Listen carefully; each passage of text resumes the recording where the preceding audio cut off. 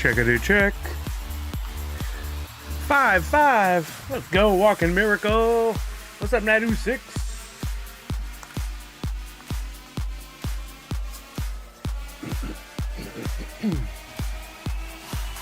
Checkity is correctity. Walking Miracle, thank you. Glad to know it's working.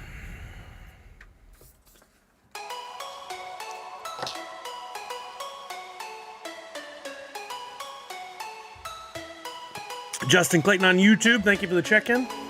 How are you now?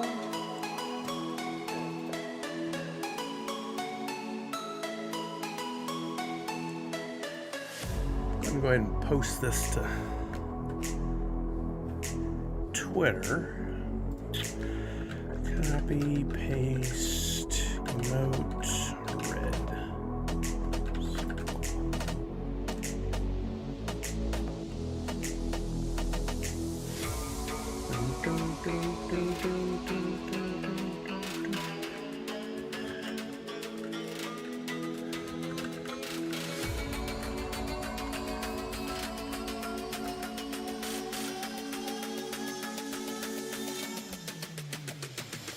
Posting now.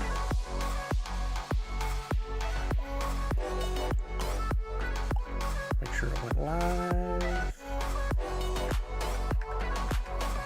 Yo, Valor and Vellum. What's up, Priscilla?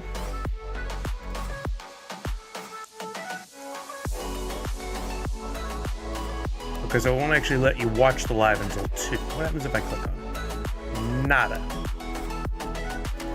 Broadcast does not start. You can't pop out the chat on Twitch or on Twitter. Weird. I can have mods? Twitter's like my favorite platform. I still don't understand that. It's me, your friend. Aw, you are my friend. I'm your friend. What's up, Ali? Tarzan and Puma? Alright, there's no reason to hold off. Let's do this thing. Hey, what's up, everybody? Happy Friday! What's going down? How are you now? Good and you? Not so bad? Chat paused. Why? Hope you're all doing well. Hope you had a good week. Hope you've all won the lottery. We need somebody to win the lottery to buy Funko. I've decided that's the only answer. Somebody's got to win one of those gigantic billion-dollar lottery giveaways. And then use the proceeds to buy Funko, and then we can rescue it, we can save it, we can put it back to what it once was. Is that you? Are you the one to win the lottery? I'll come work for you if you do. No lottery, but I finally got my tax refund, so I feel like I won the lottery. You got a refund? Oh, that's right. You have the regular day job too, so that certainly helps. Did you miss something? Oh, no, Allie, it's just the basic decline and craziness. Like, they did another round of layoffs, and honestly, at this point, I don't know who's doing the work. There's just, like, one person at a bunch of keyboards, like ChatGPT open on all the windows saying, do this, make this happen, write this post. It's insane. I don't know who's over there. I know. I haven't seen a tax refund in 15, 20 years. The news never seems to end. I see Funko today on trending on Twitter, and it may just be because of me, the algorithm delivering me my content. But so crazy. I just like, what is the news? I keep hoping to see Disney buys Funko, which is not necessarily the best scenario, but it is at least a scenario. Or maybe Fanatics buys Funko. Those would be the things I would expect to see, but. Priscilla said, yeah, I started paying quarterly and that helped a ton, but I had to pay Fed a ton and then got a good amount back from the state. Oh, I forget about your state. I've never had to file state income taxes. I hope I never do. So it's like I gave the government a loan. I when I did get refunds, I would much have preferred claiming zero, which is what I usually did, and then get the money back because I don't like giving them a loan, but I'd rather do that than have to pay them. Just because it's never a good time to have to pay Uncle Sam. We had to pay a hefty chunk this year because Kelly is self-employed. I am self-employed. Neither one of us are paying taxes quarterly. which we probably should, but just make Priscilla PP Inc. and use Priscilla PP Inc. to buy Funko. Yeah, she's got those funds laying around. Walking Miracle says, have people been seeing AI job interview videos? It feels very dystopian. I've seen some of the stuff, yeah. It's a little nuts. It really is. I don't, Priscilla Donatu, I don't know what kind of money you think an artist makes, but not that much. Cal Laird says, our state refund paid most of what we owed to the Fed. That's really interesting. I always assumed that the state income tax was going to impose just an additional amount of money you owed, but it actually helped you. I didn't think of it that way. Yeah, I probably should file quarterly. I don't like doing it even once a year, much less 4 times a year, but at least it's less of an event. It's an event chopped into 4 smaller parts. And so you at least know where things are going too. I don't know. I hate doing it at all. I have something light and fun to start the stream off today. I found this on Instagram stories earlier, and I laughed way too hard. Let me bring it up and then make sure the audio is working first. Okay, turn that off there. You guys, this is brilliant. Hold on, how do I restart it? Okay, here we go. Taxes light and fun? No.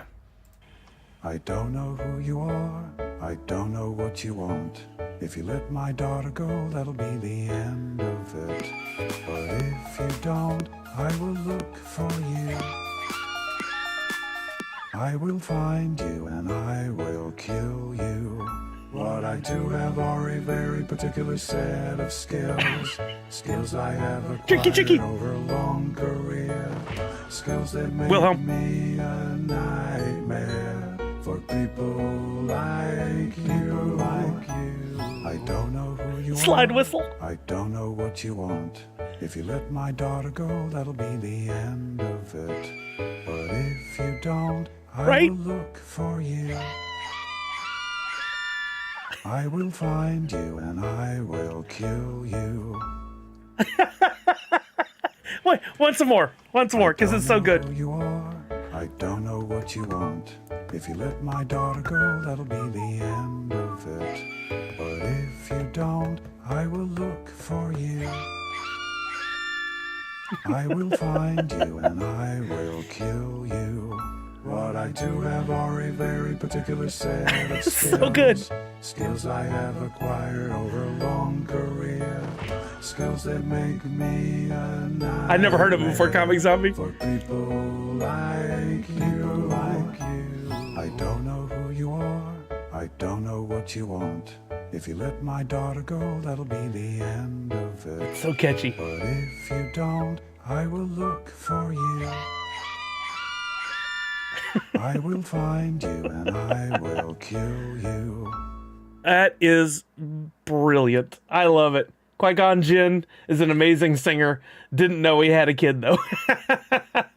Yeah, there's some other ones that aren't necessarily family friendly. I mean, if that is that I watched.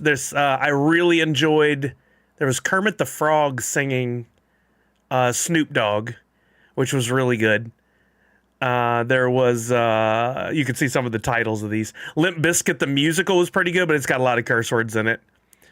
Let's see if there's one I haven't watched yet that might be safe. Oh, there's a reaction of 50 Cent hearing him ruin a song. Should we try it? The picture one was good. Wait, there's a photo in this photograph. That one? This one? Let's see. Look at this photograph. It's a photo of a photograph. There's another freaking photograph. Because I photographed a photograph. So many photographs. Makes me want to take a photograph. I should probably hang that photograph next to my photo of a photograph. That's so good. Oh, now phonograph. But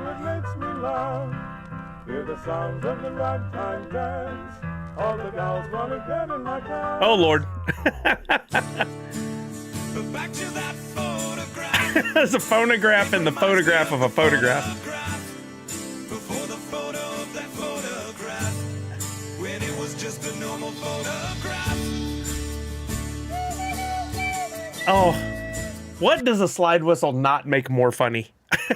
I still love the, what is the Ralphie doing the beginning of the, is it Paramount or what is the big, Fox?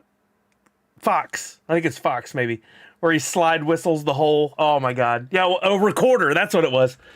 Recorders and slide whistles make everything funnier. But I found that today and laughed so hard. I was dying. Kelly came in, she was getting ready for work. She's like, what are you laughing at? I was like, you got to watch this. So she got a good chuckle out of it too. But I thought something light and airy to kick things off would be a little better. But that'll lead into something exciting. You've been a fan of them for years. Why are you holding back? Why didn't you tell me? Why didn't you tell me that I should be watching? These are the things that I need to know about. I got a wonderful box in the mail from Priscilla, who happens to be here in the chat. And I thought it would be a good time to open it. She put her new Kippy blind bags up for sale last week, and I jumped in and got a couple. And I haven't opened this yet to see what I got, but she also sent some additional goodies. I'll be very careful in case there's anything here that has a street date or something I need to adhere to. A fun boxing. Ooh, I like that for the name of a channel. Fun boxings. You could do unboxings that are fun, but you could also show fun boxing matches. Just some lighthearted. Oh, I think I'm allowed to show this other stuff in here. Oh, Chuck, no, not at all.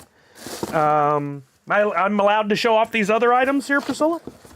These could be really good for. You think for the box go? Okay, we don't have to hold it until we get to like Extra Life or anything.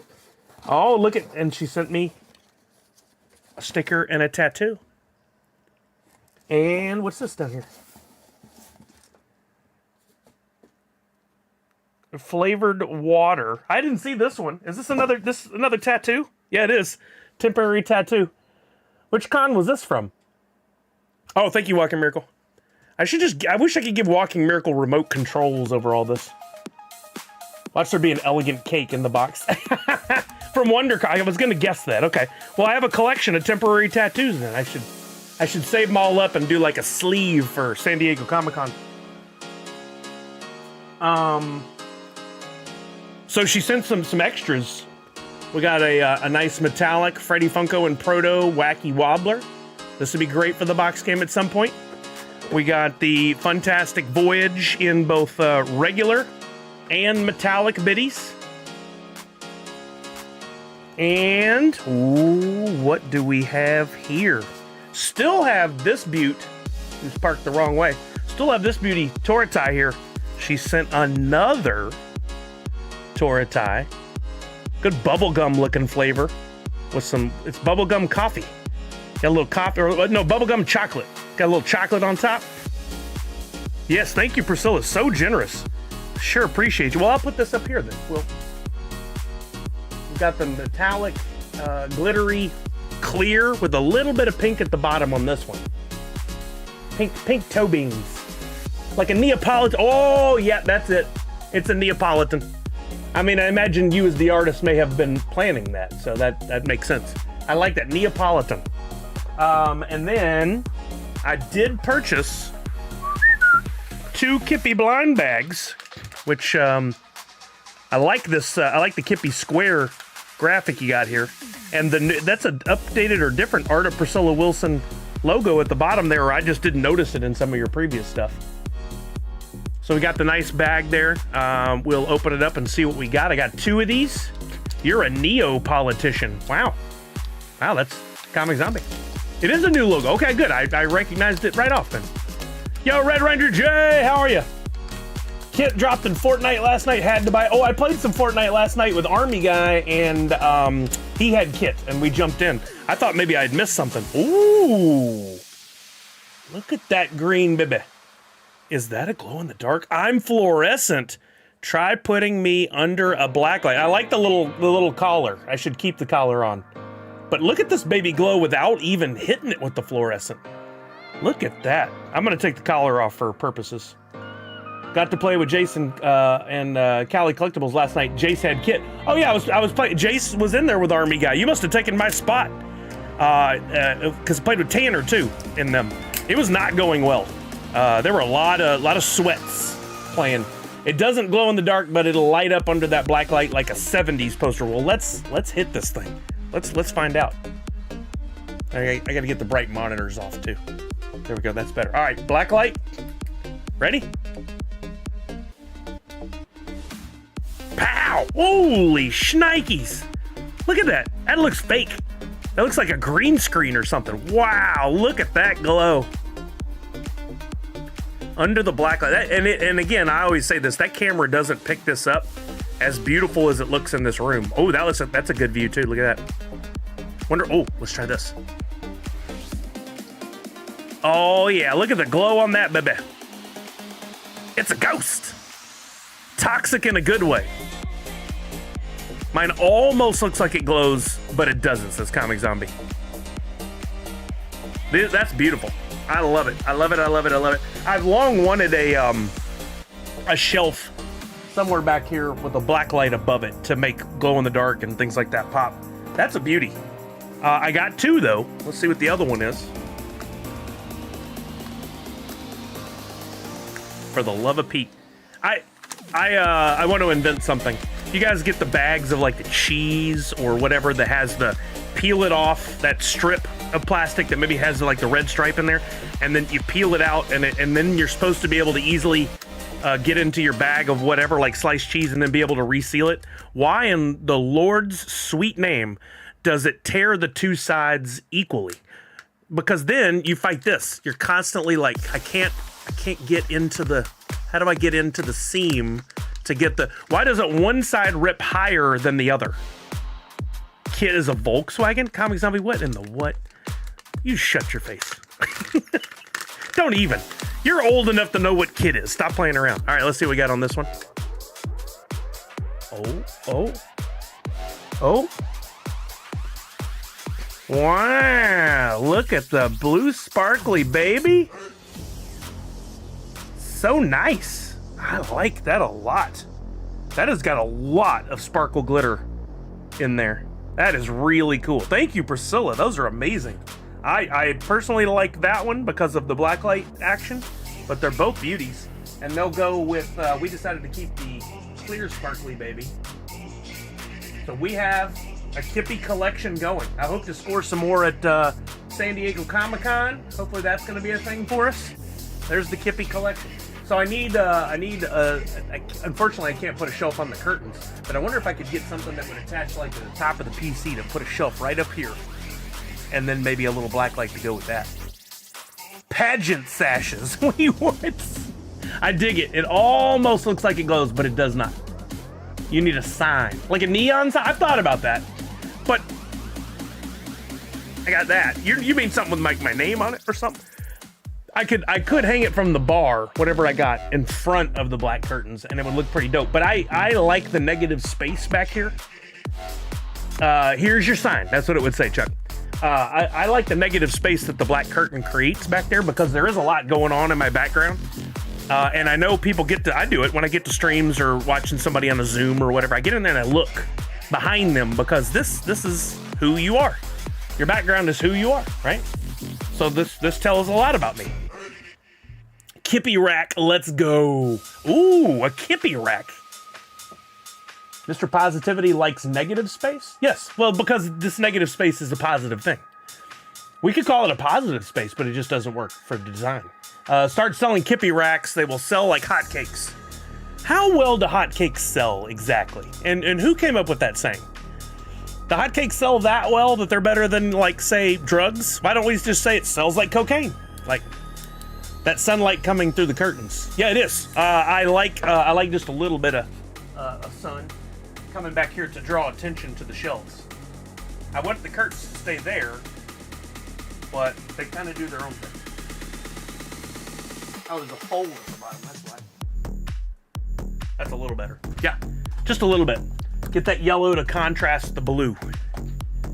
Hotcakes cater to a wider range of patrons. Do they? Do you think there's more people that eat pancakes than there are people who do drugs. I think you might be wrong there. I think you might be wrong, Falconer. I don't know. And then what? Like maybe all time more people have had pancakes, but on any given day, are there more people having pancakes or people having drugs? And then what qualifies as drugs? There's prescription drugs, and then there's cocaine, and then so maybe we should just say sells like drugs. I can't remember the last time I had a pancake. See, case in point. I made pancakes for Kelly and I last weekend. I'm quite the breakfast chef. I can make a good omelet. I can make migas. I make perfect bacon. Good, just scrambled eggs. Toast. It's not nothing to brag about, but you know, toast. Good bagels. I can do good bagels, not drugs. And then pancakes. I can make a good protein pancake. I had pancakes this week. I've never had cocaine. With running the risk of outing you in any way, have you done drugs though? Now you don't have to answer. I'm just saying. There's something to it. Have you ever taken a prescription medication? Find somebody who says no. Good luck. They got to be 12 or under probably at that point. What if people are eating pancakes with a joint? Then what? A smoking a pancake. Is that what you were going for? Hot cakes don't sell as well as cold cakes, such as birthday cakes. Oh, I doubt that too. I doubt that too. That was the original thought, Falconer. We're figuring it out as we go. Drugs are bad, okay? What's up, Jace? How are you, bud? Jace, one of the victims of Fortnite last night with me and Jose and Tanner. We just got, man, it was brutal. This Jesse Star coming in with the facts. They say selling like hotcakes, or the saying selling like hotcakes, likely originated in the United States during the late 19th or early 20th century, referring to the rapid and high demand for pancakes or griddle cakes. I don't think there's anything new information there, other than maybe when. It's very interesting that ever became a thing, though. It's easy, okay? Thoughts? Who has time for that? I'm doing good, Jace. We did all right. We also had a Jose when we played with Jay. Well, it was the same Jose. Yeah, I'm pretty sure. We know several Joses, but I'm pretty sure it was the same Jose. So sprinkle cocaine on pancakes, double the sales. Gotcha. What a Friday. I mean, I don't know what's legal where you're at. I don't think that's legal, but Comic Zombie says it was not. Okay, how are you so sure? Did y'all talk about me? I feel like y'all talked about me or something.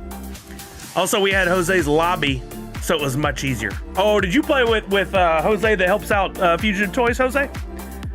Play a game of Coke or powdered sugar. Everyone's a winner. There's a shirt. I want that. I want to see that as an enamel pin. Priscilla, can we get that for SDCC? It's too late. Can we get that for NYCC? I think it works for either place. And even different Jose's. One of my Jose's. I'm not touching that comment. I'm not touching that comment. Justin Clayton, I missed your comment earlier. I got back federal, but had to pay state. Electric vehicle tax credit saved me big time this year. Kelly bought a hybrid, but because it was a used car, we did not qualify for any federal tax credit. Which I guess makes sense. Somebody probably already... Uh-oh. Camera froze. Somebody probably already got the benefit.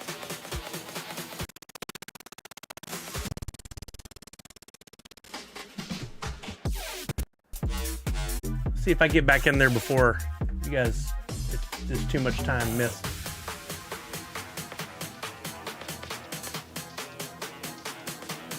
I think I'm back.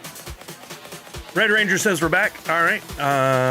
If I am still frozen, please, Forzen, refresh your tab or app. There you go. That was my first meld crash, but I don't think meld caused the problem. All of a sudden, Discord came up.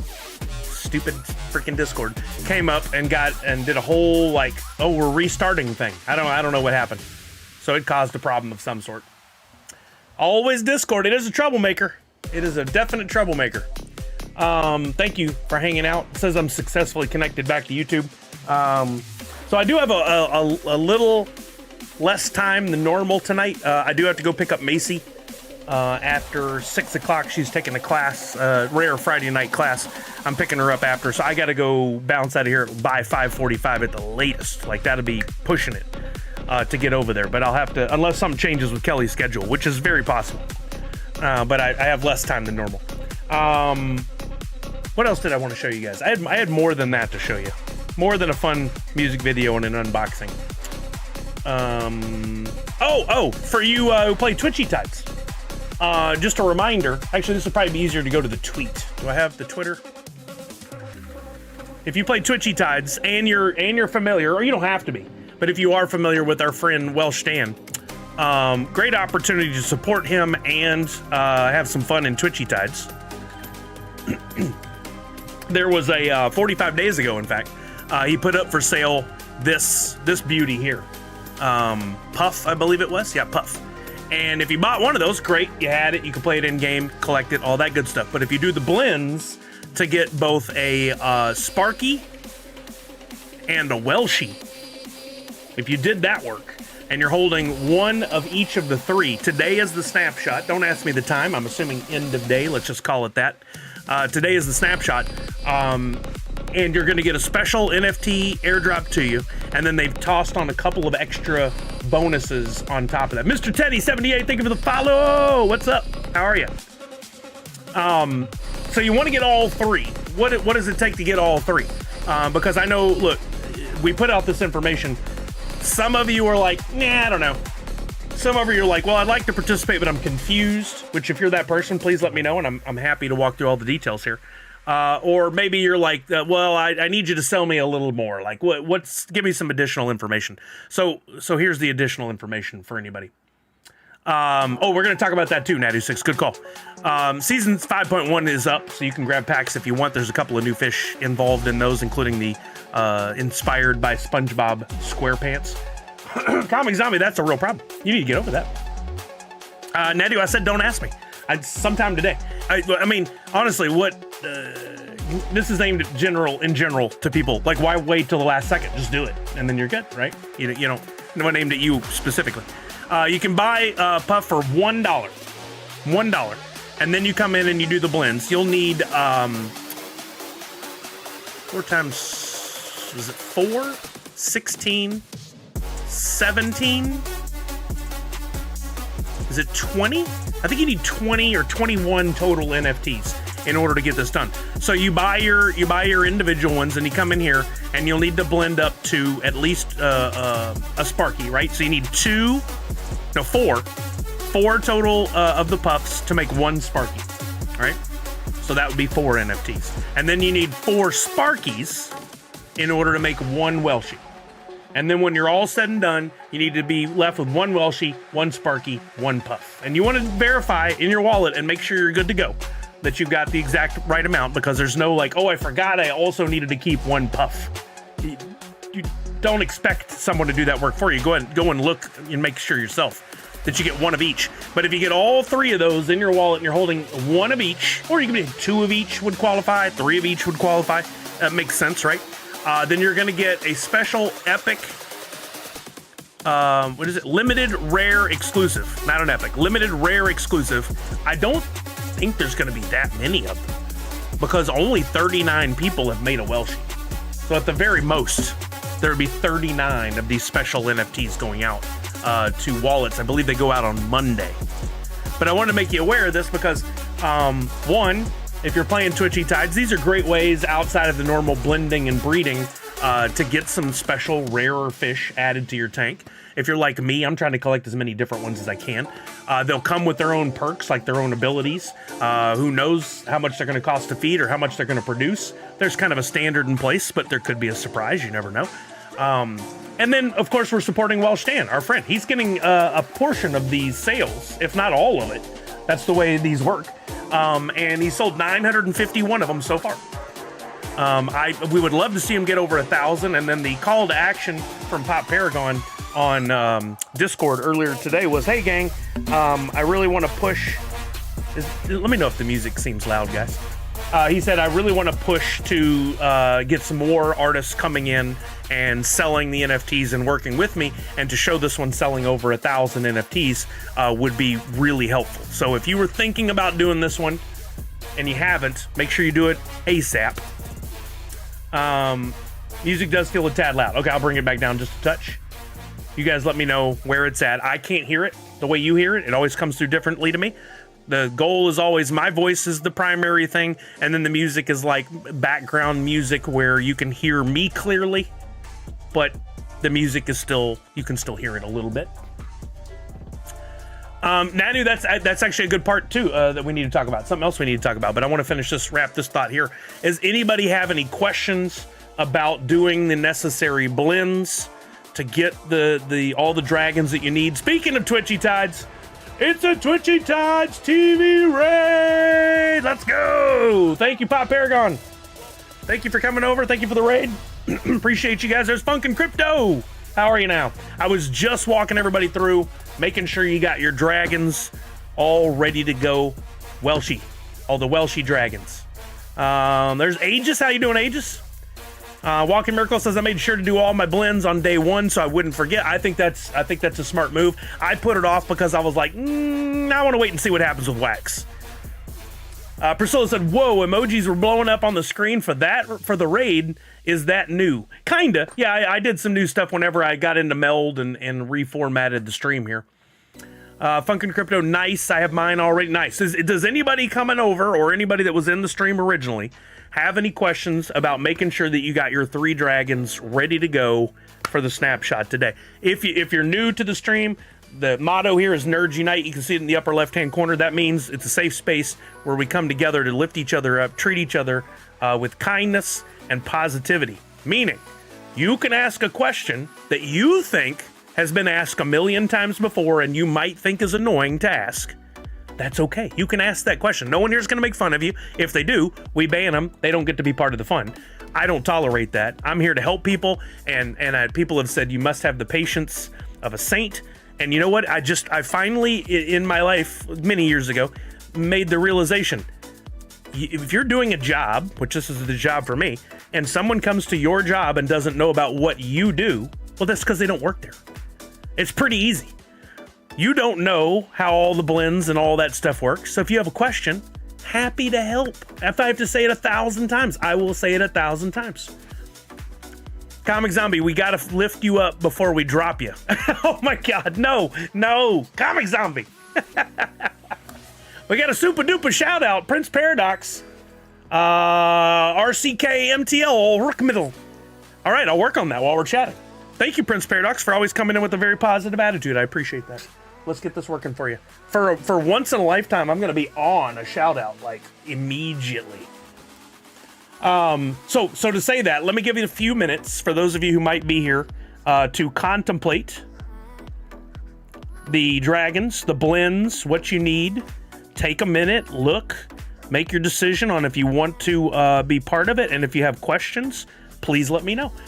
We did the math. I think Nadu confirmed it would be 21 of the puffs that you need in order to do the 2 blends necessary and to have all 3 NFTs left in your wallet before the snapshot today. So you need 21 puffs so that you can make 5 total Sparkies and use 4 of those to make a Welshie, which would leave you with 1 Welshie, 1 Sparky, 1 puff. You got to have all those. So if you have any questions, now's the time to drop them. If I were to cut a hot dog into 26 pieces, says Comic Zombie, how long would it take to revert it back to a regular hot dog, and what breed would it be? It would take an hour, and it would be a wiener dog. Official answer. Put that on Wikipedia. Funky Crypto, I do recycling for a living, and people are always asking stuff, but I love recycling, so it doesn't bother me. The other people I work with, not so much. See, and you are, therefore, the one people would want to come to. If there's a review about where you work, they're going to be like, Funkin' Crypto, insert real name here, is the person to talk to. They were a delight. Chuck, I just got screening passes to see New Mission Impossible on Monday. Oh, I'm jelly, man. I'm so excited about that. I love that franchise, man. Even 2, which a lot of people poop on, including my brother calls it the worst movie ever made. I'll even enjoy that once in a while, but I love, especially when we got to like 4 and on. Those early ones were kind of rough, and I rewatched the first one again, and technology wise, it rough, man. The laptops in there were like the old school IBM Gigantors. 3 was the one with what's his face that died? I'm blanking on his name right now. It'll come to me in another lifetime after somebody types it in the chat.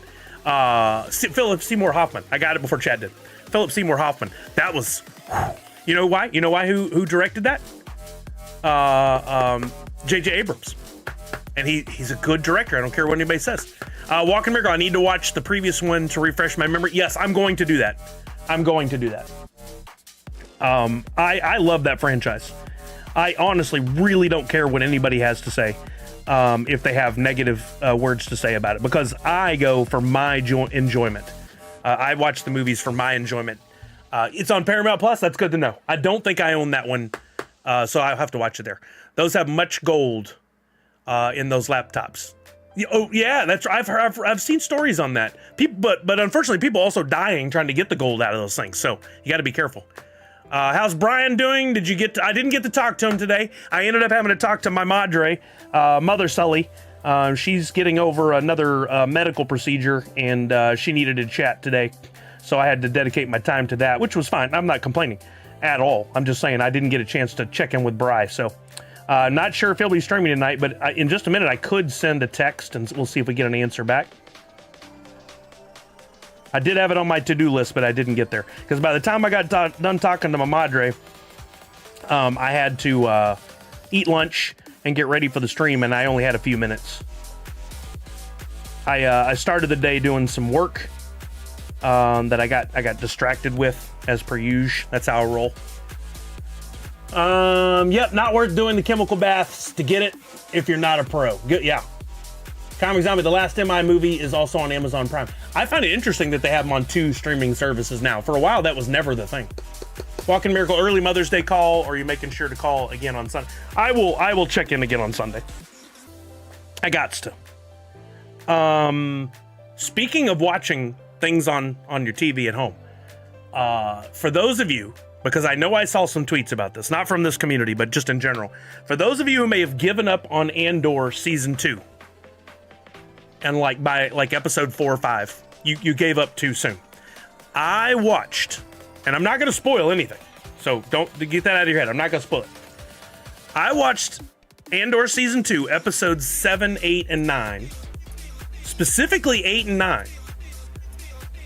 If you're a Star Wars fan, those 2 episodes, if they were a movie, are in the top 5 Star Wars movies. They are phenomenal. I don't throw that word around lightly. It was a masterful storytelling.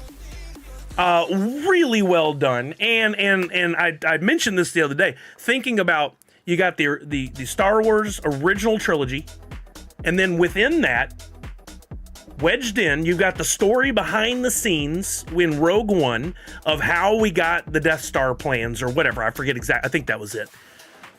And that movie was wonderful. Top 4, right behind the original trilogy. It's the best Star Wars movie, in my opinion. And then within that story, leading up to that movie, we now have Andor Season 1 and Season 2. And albeit Season 1 had some slow moments, but an overall decent story.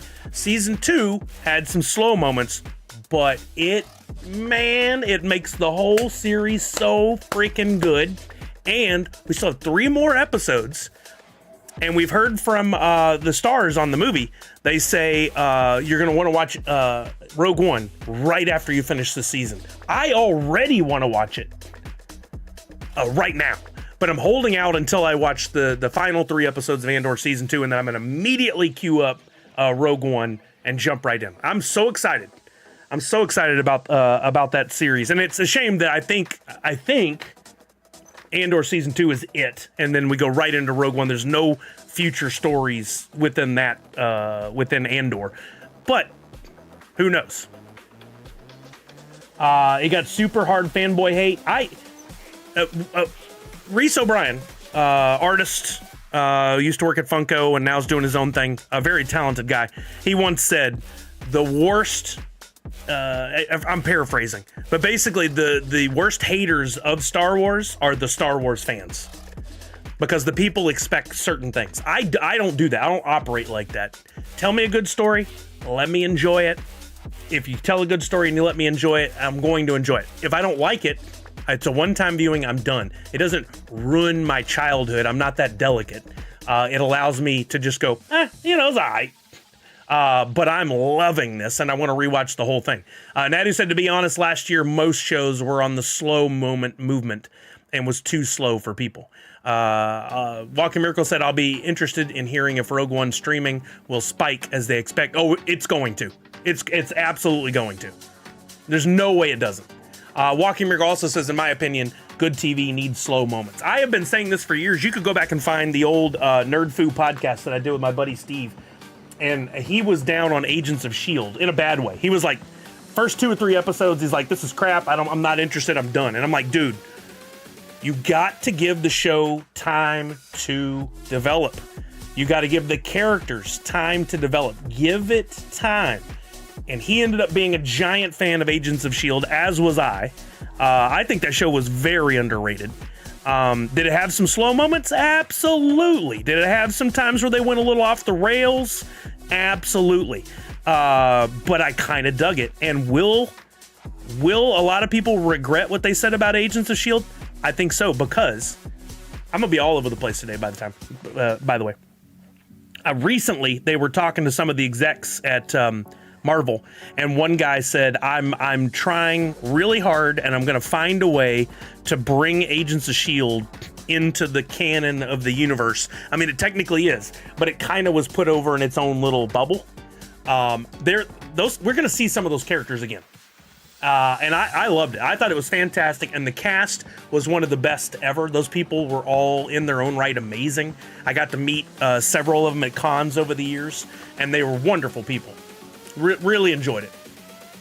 Darth Plagueis, the Whills, says Funkin' Crypto. Comic Zombie, no time, only immediate good. If not immediate good, it bad. Oh, are you a Fox executive? I think you're a Fox executive. It's because of you we don't have more Firefly. Kitty agrees, loved Agents of S.H.I.E.L.D. I have somewhere several, not just one, but several posters signed by the cast of Agents of S.H.I.E.L.D. I should get one of those to do something with for Extra Life this year, because I just remembered I have those. I had several really good interactions with the cast over the years. I need to watch Agents of S.H.I.E.L.D., says Cutie Back. I didn't like how bad the green screen was on the first episode, so I could. I mean, you got to remember the technology at the time. It could have been better, but Marvel basically set the Marvel TV universe separate and made it its own like mini company, and they had to operate on a certain budget, which is why we didn't see the big stars in there very often. We had a couple of crossover episodes, but all in all, the storytelling was fantastic and took us on a really fun journey. For me, it was such a shame that, for example, Agent Carter was on before Disney Plus existed. It would have fit so well. Oh, we may not be done with Agent Carter. Mark my words. I don't think we're done with Agent Carter. I mean, just from a standpoint of Captain Britain and being in the movies, but I don't think we're done with Agent Carter. I mean, we're crossing dimensions now, so entirely easy to bring something over. Yep. What did you think about Peacemaker? Oh, I'm so excited about Peacemaker because y'all saw it today. If you saw the trailer, Nathan Fillion's Guy Gardner is going to at least cameo in Peacemaker as well. James Gunn is doing James Gunn business, and he's going to put Nathan Fillion in everything, so we know for sure that Guy Gardner is going to appear now in Peacemaker, which was a total surprise, the Superman movie, and the Green Lanterns TV series that they're making, streaming series.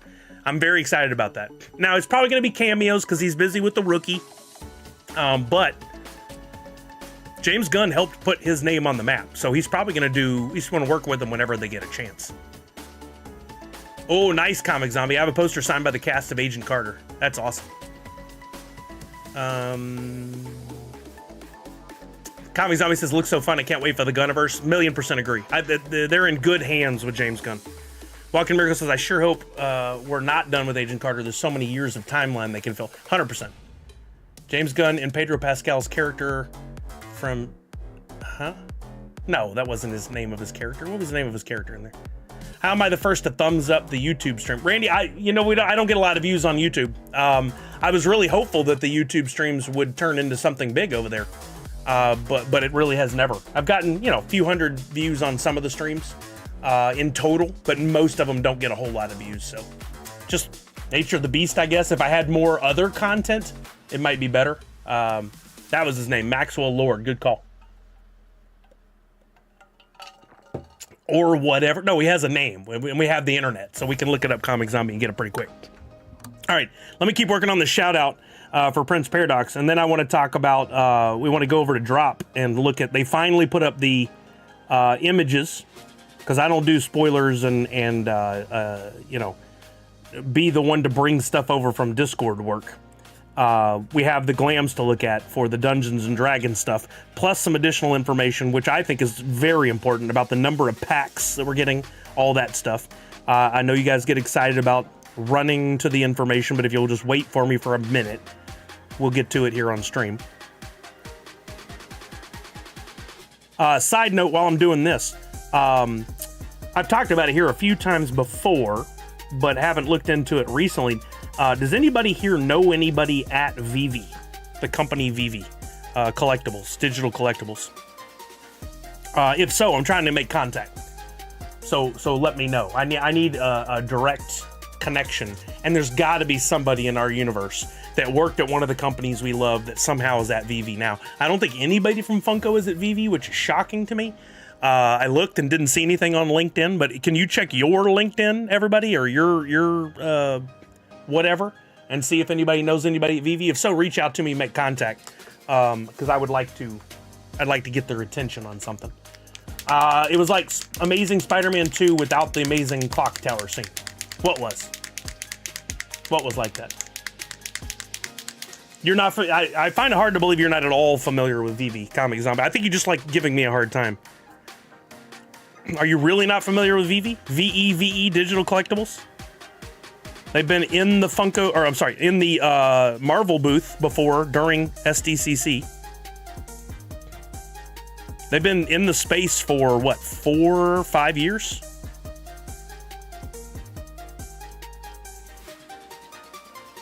Oh, he's saying that the Wonder Woman 84 is like Amazing Spider-Man 2 without the amazing clock tower scene. I don't know. I don't know how they align. I don't remember the story that well. They have strong ties to DesignerCon. If you know anybody at DCon, that might be a route to take. I don't know that I do, but that's a good opportunity. Good thought. It was a mess of a movie and wasted amazing characters, but didn't have a really great scene. I like the opening scene of WW84 where the kids, her as a kid was doing the whole, and I like the mall scene. Come to think of it, I like the mall scene quite a bit. I don't know. I don't remember it that well. I watched it during COVID, and I think I was sick at the time when I watched it. Honestly, I need to watch it again. Oh, what was I going to do on here?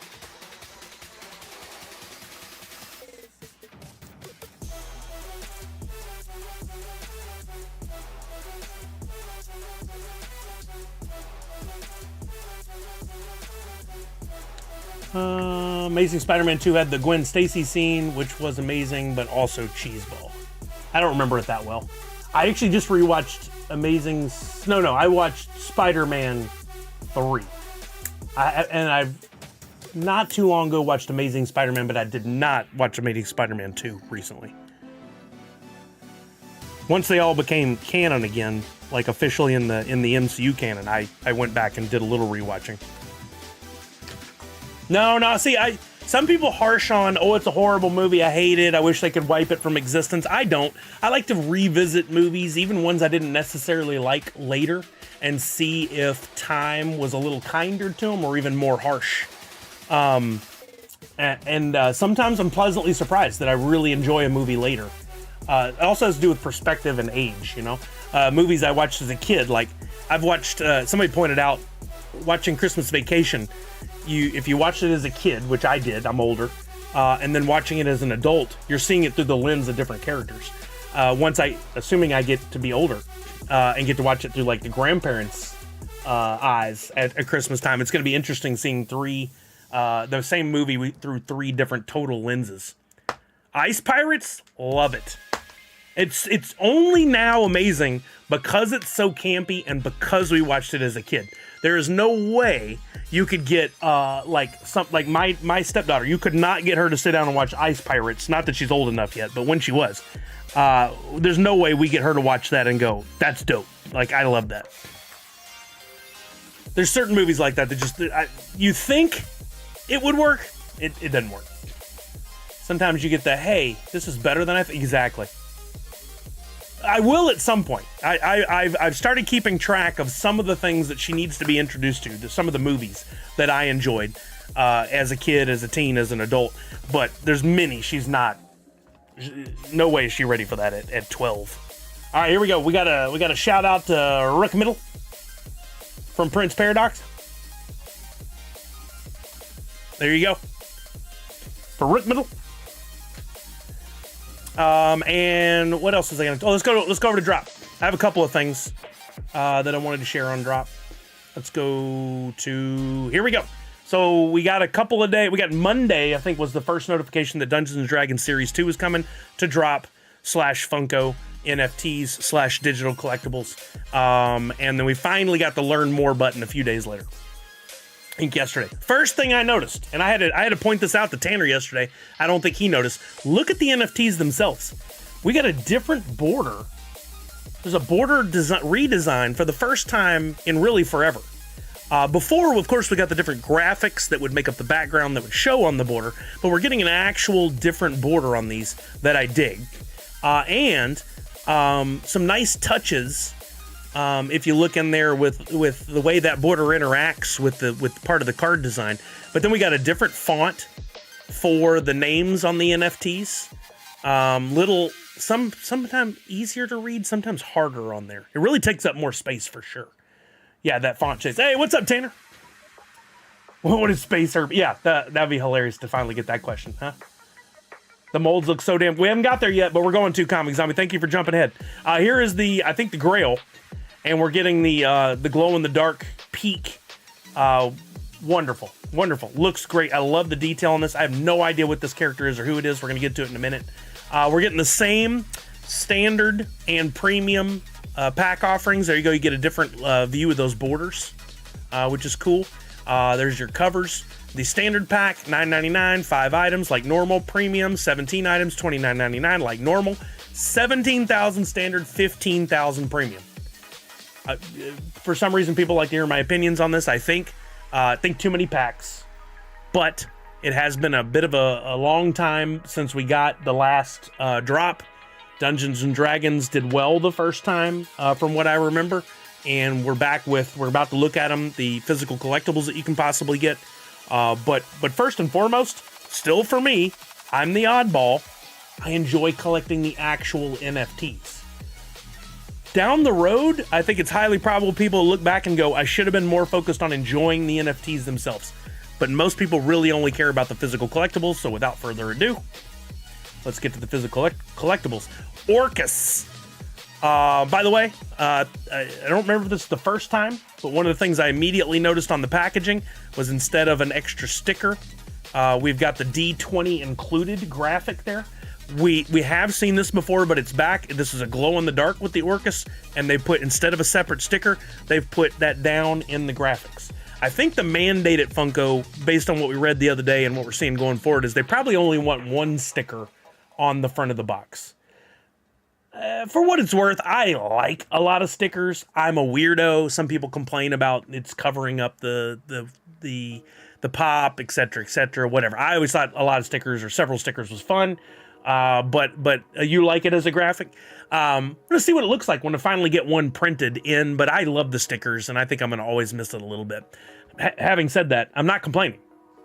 Let's move forward. It was time for a change, they thought, and that's where we're going. Here's what the NFT looks like for Orcus. That is a vicious looking thing. Oh, it's got wings.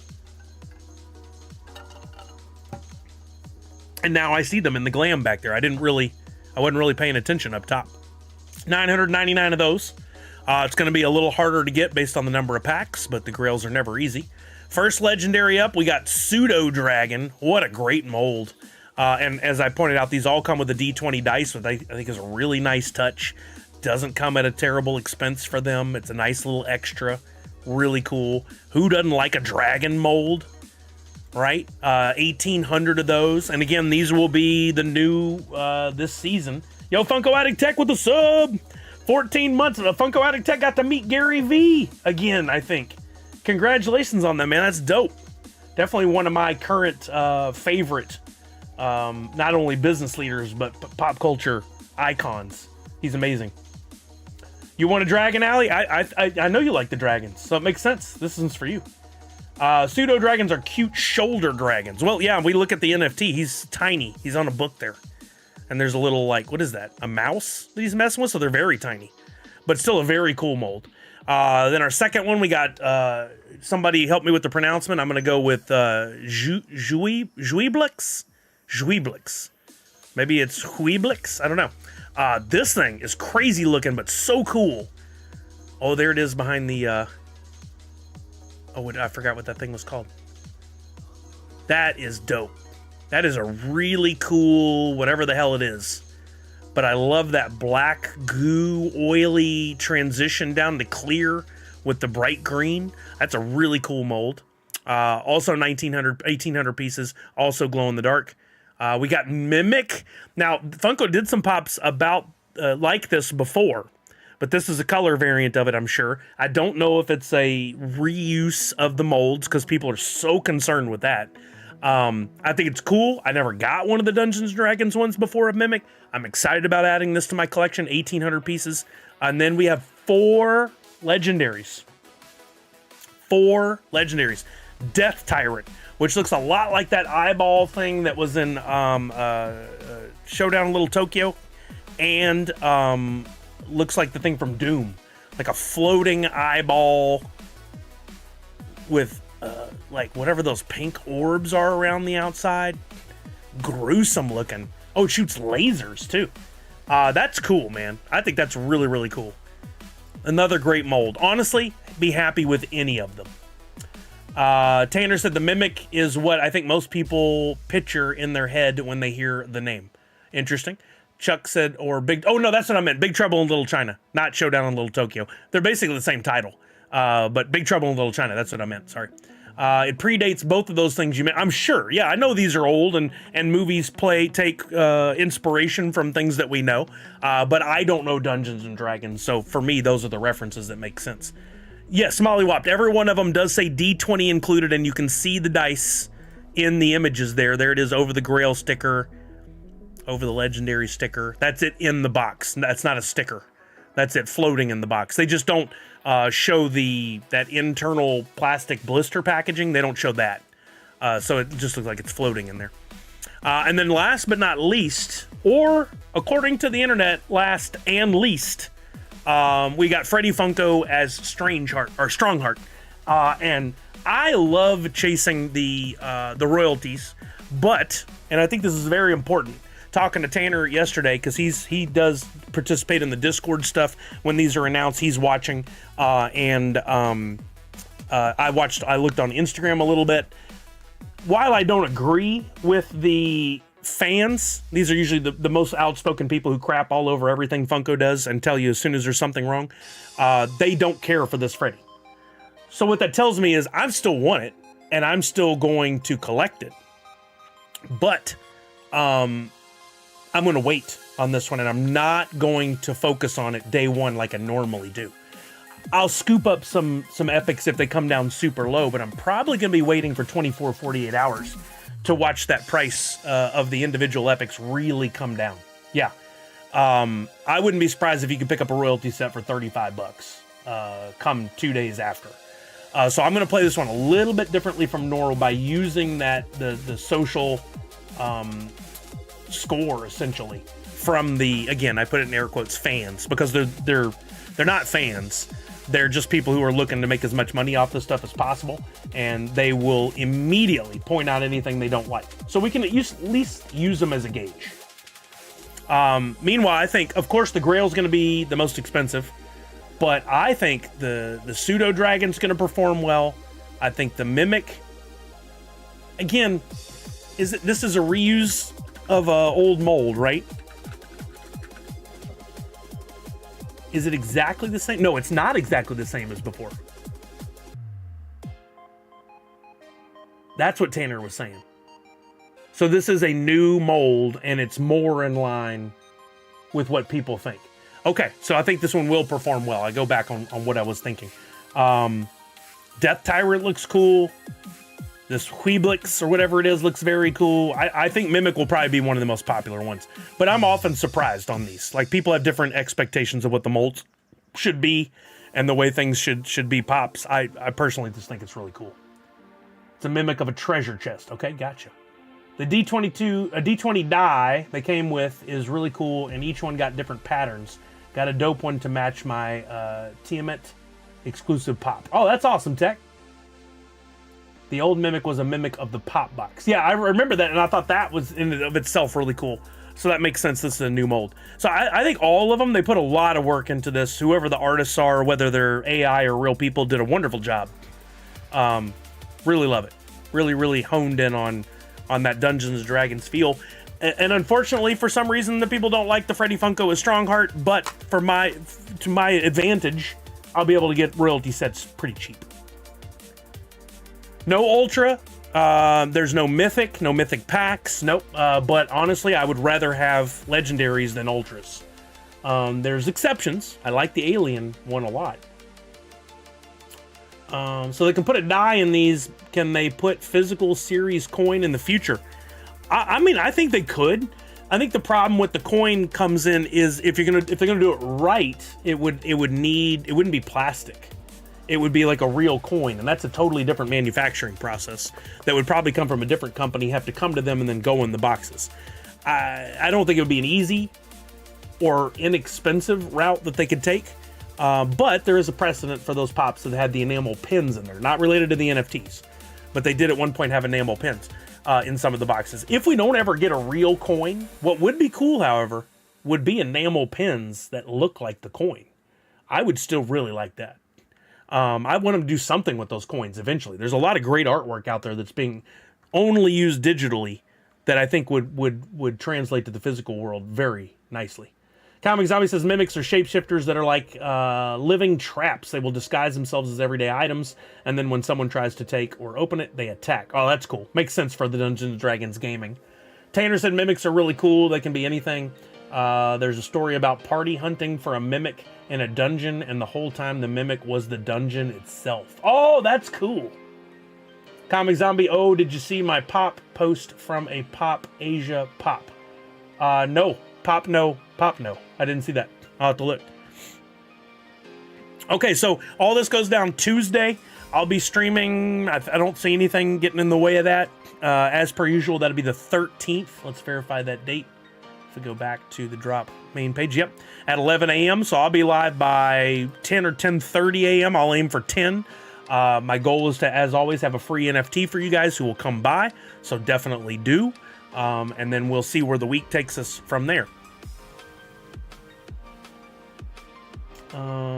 Weeblix, I'm going to call it Weeblix, can be pronounced either Jublex or Zublex. Really? I'm going to call it Weeblix. Fun Days tickets as well that day. Okay. I won't be attending, unfortunately. I feel like it's going to be heavy California folks because it's a lot to ask. Full and Geeky will be there, Geeky Peoples. I think it's a lot to ask people to jump on a plane and come down to California just a few weeks before STCC. I ain't got that kind of budget, so I won't be there. But I wish all of you who are going to go the best. Yeah, according to the wiki, says Dougie. What do you guys have any thoughts on this? Do you think it will sell out? Do you think it won't sell out? Did I not point out any factors that might be involved in that? Well, we don't know yet officially, because I don't do the whole testnet thing, where you can go see all the NFTs. I don't want to do that. We'll get the information we need on Tuesday, and that's plenty early enough. We don't need to be cheating ahead of time. How many epics will there be? How many total NFTs in the royalty set? Again, the community's kind of pooped on that, Freddie, so it won't be, I don't think the epics are going to go for crazy money. If I'm you, I would not spend day one focusing on that unless those epics get down to like $2.50. Chuck says no sellout, too many packs. I think I agree. People are sitting on account credit, so I think it will sell out. Now, that's a good point. Tanner mentioned that yesterday when we were playing games in that, and I didn't think about this because I didn't participate in it, but for those who got the TMNT boxes that wouldn't open or wouldn't close, they complained or filled out a form. If it wasn't a complaint, it was just because they found out they could do this, and got a $50 credit, I think it was, that they could use on Droppp. So one of the factors at play here, which is a totally unique one compared to what we've done in before, is that they can take the credit, they can buy packs, they can turn around, flip the packs on the Droppp marketplace to get USDC that they can then use to buy legendaries or packs from other drops or whatever it is that they're chasing, grails, whatever. So there is a good chance that it will increase the number of sales of the packs because those people have that money burning a hole in their pocket and they like to act as quickly as possible. They can't wait. So they probably will buy packs and sell them. So that's a thought process we wanted to go through. If you have some money set aside USDC wise, maybe you sold some stuff or maybe you have some things that you could sell, you might be able to get up, it was a $75 credit, so even more. You might be able to pick up packs using your USDC on the Droppp marketplace when they go on for sale. And if the packs don't sell out in the primary sale, there's a very good chance those will be hovering around retail price, if not a little over or a little under. So think about that. Also, I don't often remind people about this, but I will on this one. Think about what you've got in your collection, what sets you're trying to complete in time for the snapshots that are coming up, and can you afford to put some stuff up for sale? I did. I sold one pack of Avatar yesterday, which gets me up to about $120 in USDC, so that come Tuesday of next week, Wednesday, Thursday, etc., as I'm building out this collection, could I use that for packs? Could I use that for getting my epics that I need to complete the royalty set, etc., etc.? This is not a Droppp exclusive, so some NFTs will be available over on Wax as well, but there has been a very big transition of people going to Droppp only for the marketplace and everything. So we're seeing less and less deals come up on Wax compared to what we used to. Comic Zombie says per item, don't know what that was referencing. There wasn't a drop for a few weeks. Yes, I mentioned that earlier. No think, only buy. This isn't Star Wars. Nice try though. Yeah, it's going to be interesting. I think there's a chance at a sellout, or at least we'll probably get to like 80% sold would be my guess. I applaud Funko for not spoiling what the next one's going to be, Funko and Droppp. They tried that for a while. Some people loved it. I've never really liked it because I think it affects these sales. I would rather they get through this sale on Tuesday before we find out what the next one's going to be and when that next one's going to be. That's me personally. That's my personal opinion. But I think if they were to announce that, like, say the next drop was going to be Star Wars Series 2, Dungeons and Dragons would take a hit because people would save. So I'm glad they didn't do that. Comic Zombie, they got $75 credit per grail that they complained about. The people with several TMNT grails, sheesh. Yeah, look, even if the box didn't close, I put it in a pop protector or stacker. I don't really care. It's fine. Nothing, no harm, no foul. I can't believe they gave $75 credits for that. Yeah, Punked, I look at this all from personal perspective of how I collect, but also from business perspective as to how well the company performs and what's the long-term play. Everybody likes the here, now, right this second. That's cute. That's adorable. That's great. But I'm like, I own stock in Funko, and I own a lot of NFTs, and I own a lot of Pops. I want this company to be successful and to last. I'm thinking down the road where a lot of people are not. And unfortunately, I think they're entering very dangerous territory based on all the things that I've heard, all public information. I don't have any behind-the-scenes info. Really concerned about the company as a whole. I don't know what's going to be the future of Funko. We were joking about it at the very beginning here, but I'm seriously concerned about it. They've done lots of layoffs. They're facing the tariff issues at hand and manufacturing, and just in general more competition now with Thrilljoy and Funmaker Inc. and other companies, and it's not the Funko of 2020, 2019, 2018. This is a new era, and I really want them to be successful so that my stock doesn't go to zero, and so that they stop if they say Funko tomorrow, we're done, we're not making any more pops, what's that do to all the collections? Will people care as much? I don't think so. Priscilla said, yeah, it's not looking good, and their wholesale prices are more than what their commons used to cost. I doubt it. At the same time, I'm not here to cause panic. I'm not that other YouTube channel of the two people who constantly complain about every single move Funko makes, and they share all kinds of information they shouldn't. I'm just having a discussion and saying, I want Funko to be successful. And I think part of that is they got to really think through the steps they're taking in the way they're putting stuff out, what they're making, etc. And I think part of that is they could be very, very successful in the NFT space, even more than they have been already, by making smart decisions that are for the long-term good, not for just the next two sales, you know? I mean, and how far can you cut into your employee base before there's no one left to do the work? I mean, I can't even imagine what those offices look like now. And I guarantee if you were able to just walk around, the vibe has changed. I don't think people are the fans internally that some of us were before. Like, I don't know who they have leading things and who are the champions within the company. I think the success of the company is directly tied to that. And I just don't know. The social media suffered so freaking much when they cut your team. There was no social media for a while. There was nothing. And you know, well, personal feelings aside, you can have the best product in the world, but if you don't market it, and you don't market it at least somewhat properly, no one will know it exists, and therefore no one will buy it. Peace. In the story. That's exactly what it is. They need marketing. They need champions. They need to have a direction that they're heading that's clear and concise and makes sense. And I don't see that right now. Oh, that's good to know. Randy C said, well, their first limited edition sold out in early access today. So good, I guess, question mark. I mean, it's a good start. Long term, will it be successful with as many as they're planning? And will they be able to get to those higher price points that are, you know, $100? We'll see. We'll see. Comic Zombie says, you guys are so instrumental in building the hype and keeping the fan base. I mean, I wish there was a way we could look through some special glasses or something and we could see the alternate universe in which COVID never hit. Where would Funko be right now?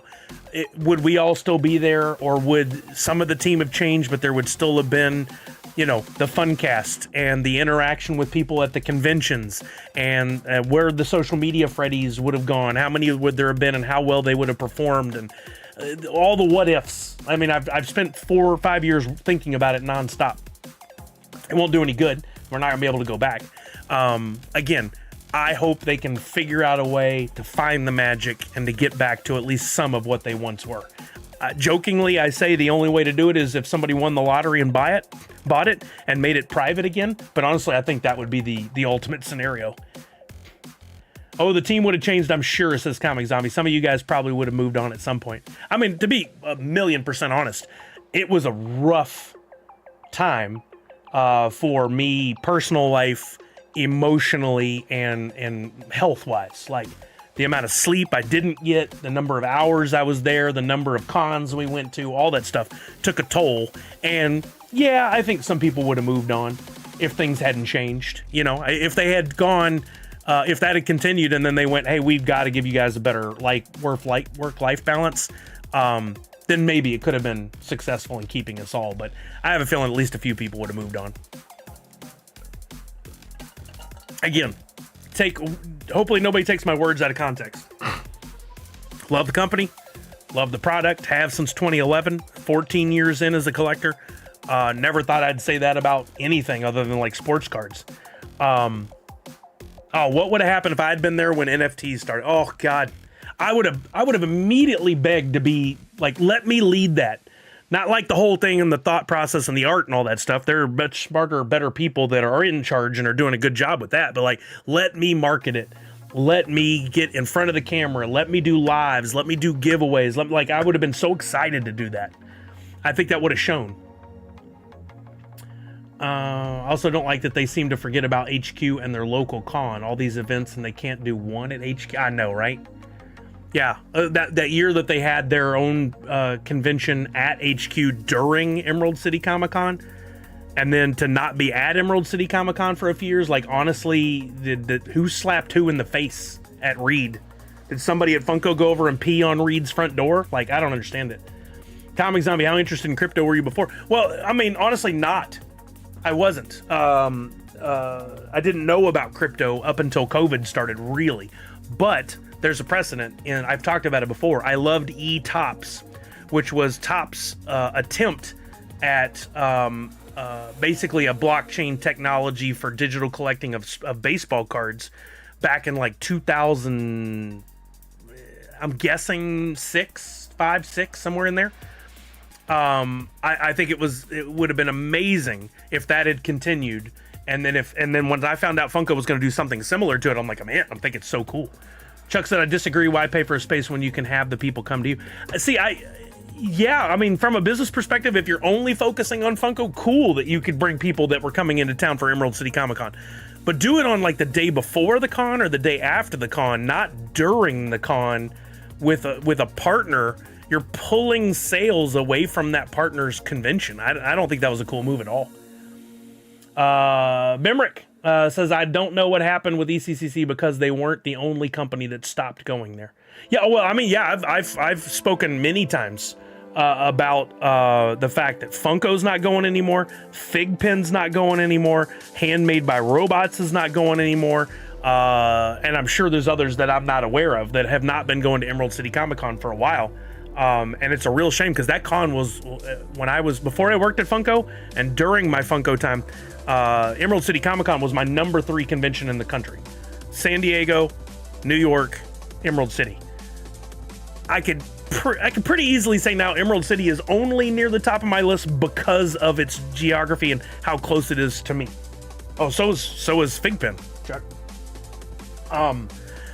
I have been to much better cons. I love Star Wars Celebration a lot. I love Dallas Fan Expo, even though it was in Dallas. There's some really good ones around the country that I think are probably better than Emerald City now because they've just changed. I don't know what the deal is, what's going on there with those companies not attending. Pop Paragon says, I got myself hustled. Uh-oh. I bought a secondary market Sting Pop on Mercari, and due to my lack of reading research on what was being sold, I bought a keychain with a picture of the Pop. Oh, man, come on. Now, see, yeah, you might have gotten hustled, but it should be illegal for them to do that. They clearly set you up for a fail.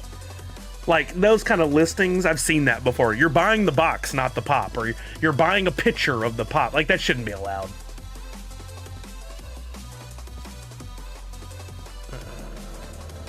The image was misleading. So again, I'm gonna say this a million times, and I guarantee my words will be taken out of context sometime to slap me in the face. I don't wish any of these companies anything bad. I want to see them successful. I just get frustrated in the fact that I know I can help any of them if they would work with me, but they don't. So I'm not saying I'm like superhero guy. I just think I can help.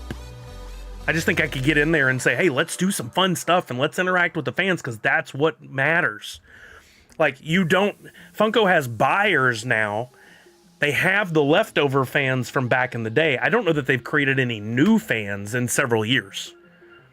I think the old fans from our era may have created new fans, but I don't think Funko themselves has created new fans. If you're looking for Pops, check out my Pops. No, you can always pimp my Pops here.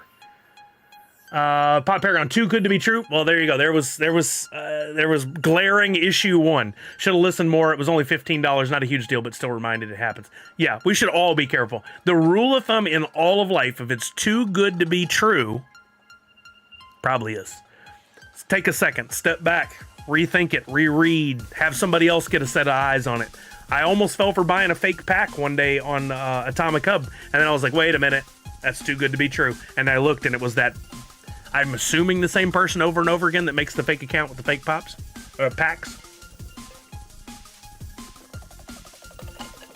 Well, there is no MY Pops. I don't know what you're talking about, Comic Zombie.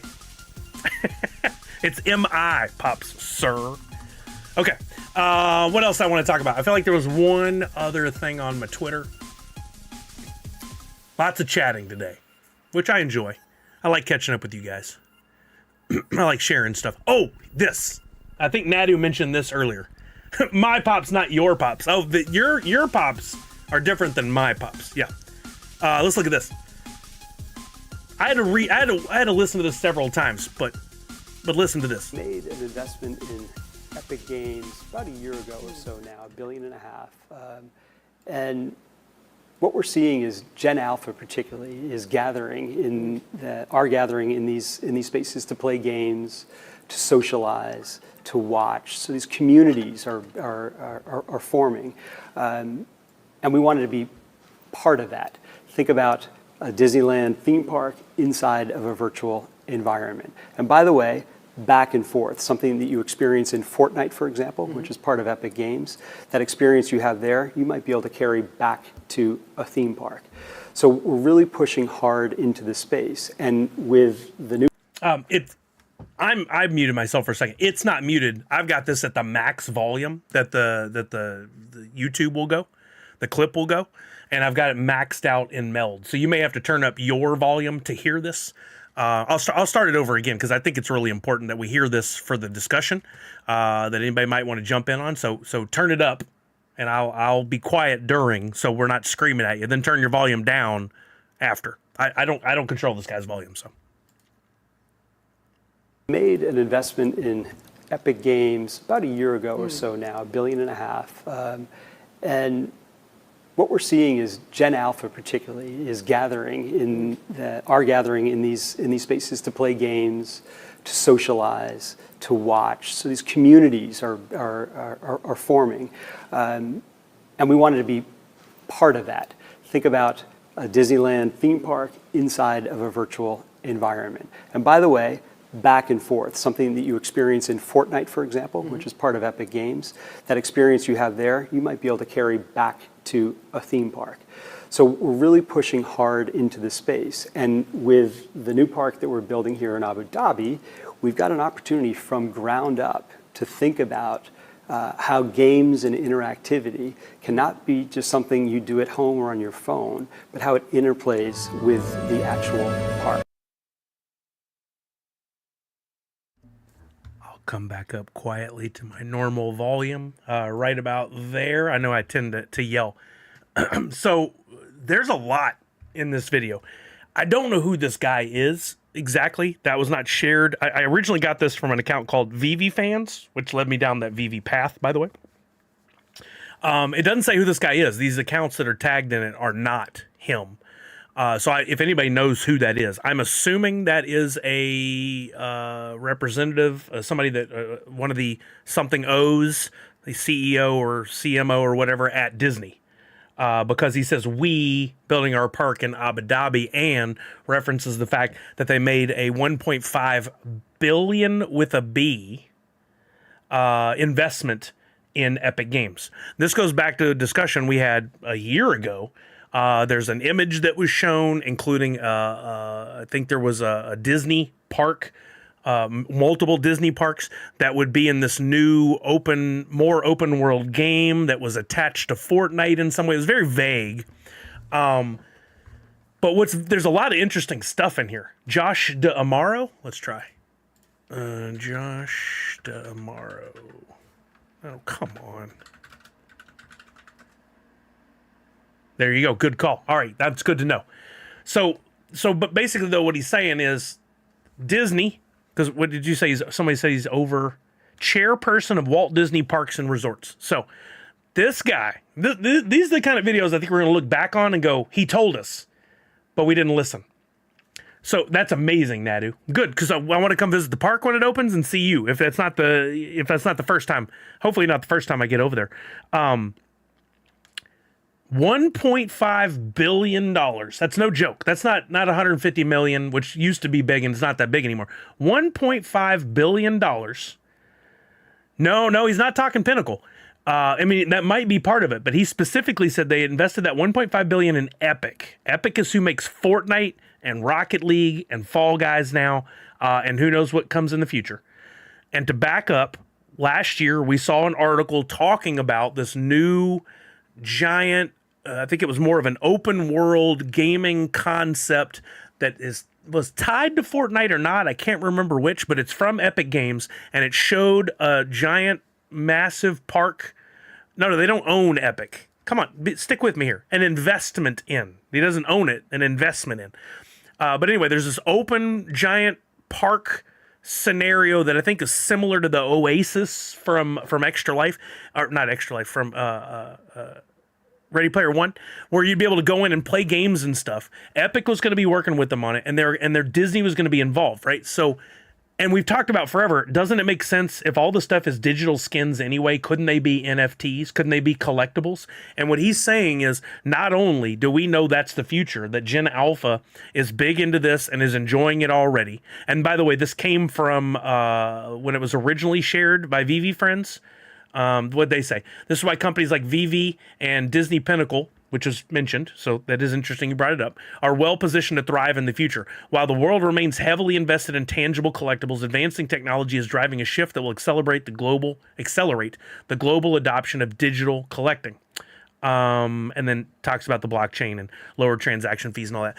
But that means Disney and Epic, two of the biggest companies in the world with two of the biggest strongholds in all of pop culture and what all of us consume, is leading towards the thought process of how do we merge the digital and physical worlds to capitalize on what the next generation is going to be doing when it comes to collectibles. Because there's a lot of money in merchandise. Like I saw a thing the other day that said Star Wars is earned like, $31 billion and $21 billion of that is all in merchandise, right? Sidetrack, but that's a part of the same thought. They're working towards it. And he mentioned in that video, and you might want to watch it multiple times if you're really trying to digest this and dissect it. Abu Dhabi, new Disney park just announced in the last week. And he talks about in there, they're working from a foundational level to think about what's the future of digital and physical back and forth. In other words, my thought process, not his now, you go to the parks, you take your phone or whatever we're working with those days when that's open, and you check in and you get a special commemorative NFT for your visit to the park, which they should already be doing already. Fail there. Then maybe you go to a ride, and by getting on that ride or interacting with something, you can earn a skin that's only available during that weekend or that day that you can then take over and play in Fortnite or whatever this new Ready Player One open environment like the Oasis is, which would drive more people to go to the parks more times because they would want to get the new skin to play in the game. You go one Saturday, you get it, you're like, sweet, and then 2 Saturdays later, there's another new one, and you want to go do that. Pin collecting, Punked, and everybody else who's mentioned it about Disney Pinnacle and whatever. But collecting has been huge for a long time. I'm having some resource issues on the computer. Hopefully Meld stays running this time. It's Discord again. Discord did something funny again. What is happening? I'm going to close Discord completely. It's causing some sort of issue. Quit Discord. Okay. So, sorry. Physical pin collecting has been huge for a while. And Disney has already been working with the same company that makes Top Shot, the basketball digital NFT collectibles, to make the Disney Pinnacle pins. I have some, but I've stopped because I don't have the budget to collect, so I'm not even in the app anymore on purpose. They're going to find a way so that you can buy digital pins from anywhere. You don't have to be at the park. But I guarantee there will be a tie-in of like, I'm going to go to the park and I'm going to have access to stuff, or I'm going to buy a physical pin and that'll give me the digital pin. What is happening? My whole computer is wigging out. You guys still with me? Let me look at my task manager.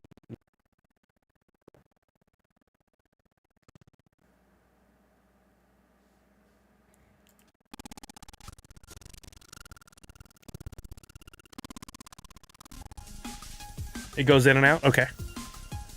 So now Chrome crashed. I don't know what's going down. May have to do some sort of cleanup on the PC here. I only use it for surfing the web and going to sites I know and then streaming. So I don't know what's going down, but Chrome just crashed again. I'll finish my thought and then you can't. Okay, good, Natty 6. So it's a big thought. Again, I'm not thinking next Tuesday on a drop. I'm not thinking this month. What is Disney going to do? I'm thinking 5 years, 10 years, 15 years from now. What does it look like? Will digital collectibles be a thing? I think there's no way they won't. We are headed that direction regardless. It's a matter of who owns it. And Disney's the best positioned to be the leader in that space. Whether or not they're working with another company that they bring with them, or they're building it themselves. But they're basically taking a stab at it and saying, we're going, with this Abu Dhabi park, we're going to think about it from the beginning. We're going to work those things together. Digital collectibles will be around. Epic Gaming will be around. We're going to be doing something together. I think it's just like we were talking about with the Nike Dot Swoosh, which I don't think they've done much with. They've set a foundation, though, that will set them up for when it's time. Because I think NFTs, I was doing some research today on digital tickets. Like I've talked about this many times. The fact that when we go to a movie screening, movie premiere, regular movie showing at AMC, whatever, we should be getting our ticket as a digital thing that's a collectible. Maybe physical and digital. Sporting events are missing the opportunity there. Concerts are missing the opportunity there. It turns out there's many companies that are solving this problem right now, and some of them are working with some of the big companies. And even stupid Ticketmaster has spent a ton of money in blockchain technology. But they're all scared or not. They're not ready to tackle it full scale because they're concerned about how the community adopts it, how people perceive and understand it, and how will they just complain about it or are they willing to accept it?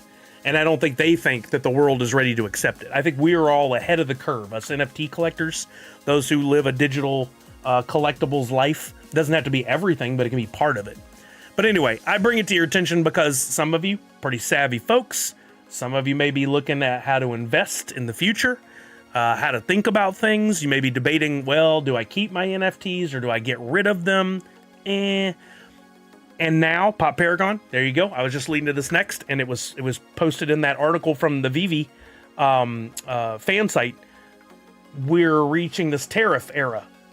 And now is like a really smart time for companies to to test that again. Digital promotions are very budget friendly compared to posters or popcorn buckets.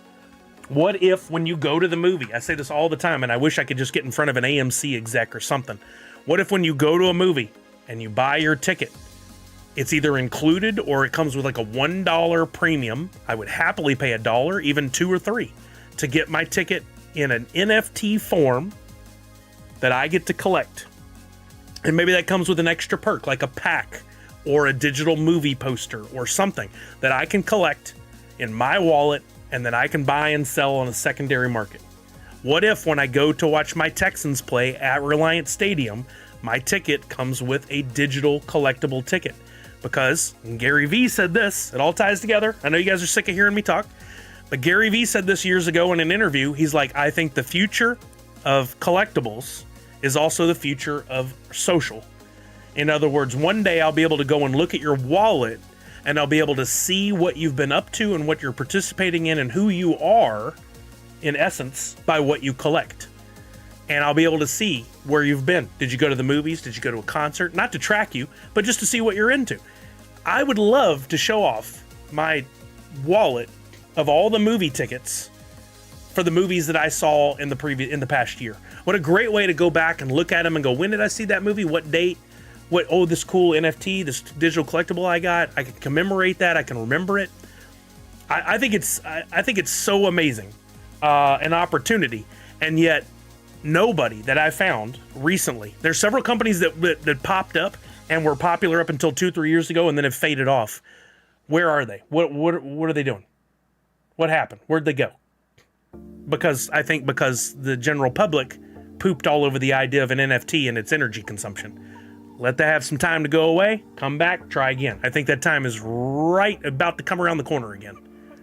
As someone who used to collect ticket stubs but had to throw them away since they are all faded. I have the same problem, Punked. And man, would I love a digital collectible for when I first saw Jurassic Park in the theater, which I did, and Demolition Man, and Terminator 2, and hell, even going back to the original Star Wars movies. Like, wow, what a cool brag to have those. I was there opening weekend. I got the sweet NFT. Like, I think it's so cool. I think somebody out there is positioned or positioning themselves to make this happen. And I'm pretty sure it's Disney. I'm pretty sure it's Disney. Digital collectibles are always mint condition. You know, it's funny. Jungle Brian and I talked about some different projects once upon a time. And I won't give away this one because I think it's still something I want to try one day. But we talked about what if they weren't? What if some were and some weren't? So Walking Miracle, in a way, they did. They were another one that was ahead of the curve. A curve, absolutely. Yeah, Get Glue had. For anybody who doesn't know, you could go watch a show, TV show, a movie, whatever that was on network television or cable television, even Netflix at the very beginning, and you checked in when you were watching it. If you checked in during the airtime of that show, you got a collectible sticker. They called them. That was a circle that showed a picture of the show, had the name. So they were partnering, Get Glue was, with Fox and ABC and NBC and CBS. They even had 1 year at SDCC where they were really big, a lot of advertising and stuff. And you could check into a bunch of shows for Get Glue at SDCC to get special stickers, which I did, of course, because I'm always that guy that's writing whatever that new thing is, right? And then you could send off and get the physical stickers sent to you. I got a bunch. Matter of fact, somewhere downstairs, I have a box labeled Get Glue. I just got out. I have all the Firefly ones. I collected a bunch. The problem was there's no authentication on those. So anybody could make Get Glue stickers now for those things and make them look exactly like the originals, and they could get away with it, right? But I still think they're super cool. And I love the concept. And actually, for Priscilla, I was just thinking about this, and you don't have to say anything in response to this. I'm just putting it out there, and I was going to message you about it.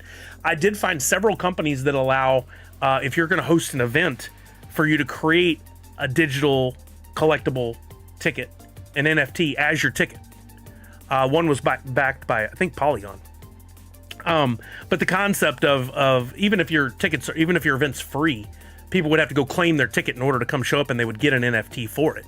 Is really cool. And then there's that POAP, P-O-A-P, which is like proof of attending physically, I think, P-O-A-P. You can set up an NFT with them where if people, it's based on geotechnology, they show up and they check in and they can get an NFT from your event. I love stuff like that. And I really wish concerts, sporting events, movies, whatever, Broadway, all of them. You could collect the experiential ticket to show off later on down the line. Yeah, that's what POAP is, Priscilla. P-O-A-P. And I have a couple. Let me see if it'll even let me load the app from years ago. I only got a couple ever. I have the app on my phone. That's what it looks like. P-O-A-P. This, I believe, is on Ethereum. There it's opening up right now. Bookmarks for your life. Their website is wonderfully designed. We're transitioning to POAP Home or a new app loaded with fun features. Okay, I'll have to get that later. Oh no, I got 3 of them. 2 of them I got were from Bait back in 2021 at SDCC. And it was a real fun joke that me and Steve Matthews had going, because we went to Bait off-site. They had multiple days. So here's Bait SDCC 2021 Day 1. It says, we're so glad to have everyone back out here at Bait Activations at SDCC, our San Diego store. As we start a new journey here at Bait entering the metaverse, we are hyped to launch our first POAP for our guests of SDCC. Only 100 Day 1 POAPs will be issued. You will become some of our new community founding members. So once we read about that, this was during special edition SDCC. We got Day 1 and we got Day 2. I got Mint 6 on Day 1, and I think it's coming up now, Mint 14 on Day 2. And we were like, man, I don't know what this means, But if in the future they're like, you can only get into our store during special events if you have a POAP NFT or whatever, that would be so cool to have. They didn't do anything with it. And then in January of 2022, I was in Las Vegas for CES, and I went to a party, and I got this POAP, Think NFT and the Nifty Agenda. I went to a party and got that one, mint 10 out of 17. Now, these ended up being nothing. But I don't know if there's a world of POAP with exciting. I don't know what a secondary market on that would look like. Like, would you collect someone else's ticket from an event? I don't think so. But if you got a ticket to commemorate it and you could show it off as part of your social, like, what have I been up to?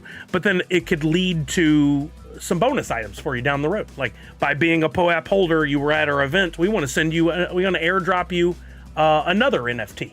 No, Boba, yeah, no, I don't doubt it. POAP has definitely got backing. Wonderful website, wonderful app. They're doing some stuff, but what I mean is I haven't been to any events that are using it. Maybe in New York, especially around NYCC NFT, they're doing some stuff with POAP.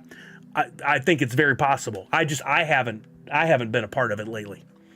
I think it's exciting stuff. Nadu said SDCC NFT in your Comic-Con account every day you blink your pass each day of SDCC. That would have been a thing, but yeah.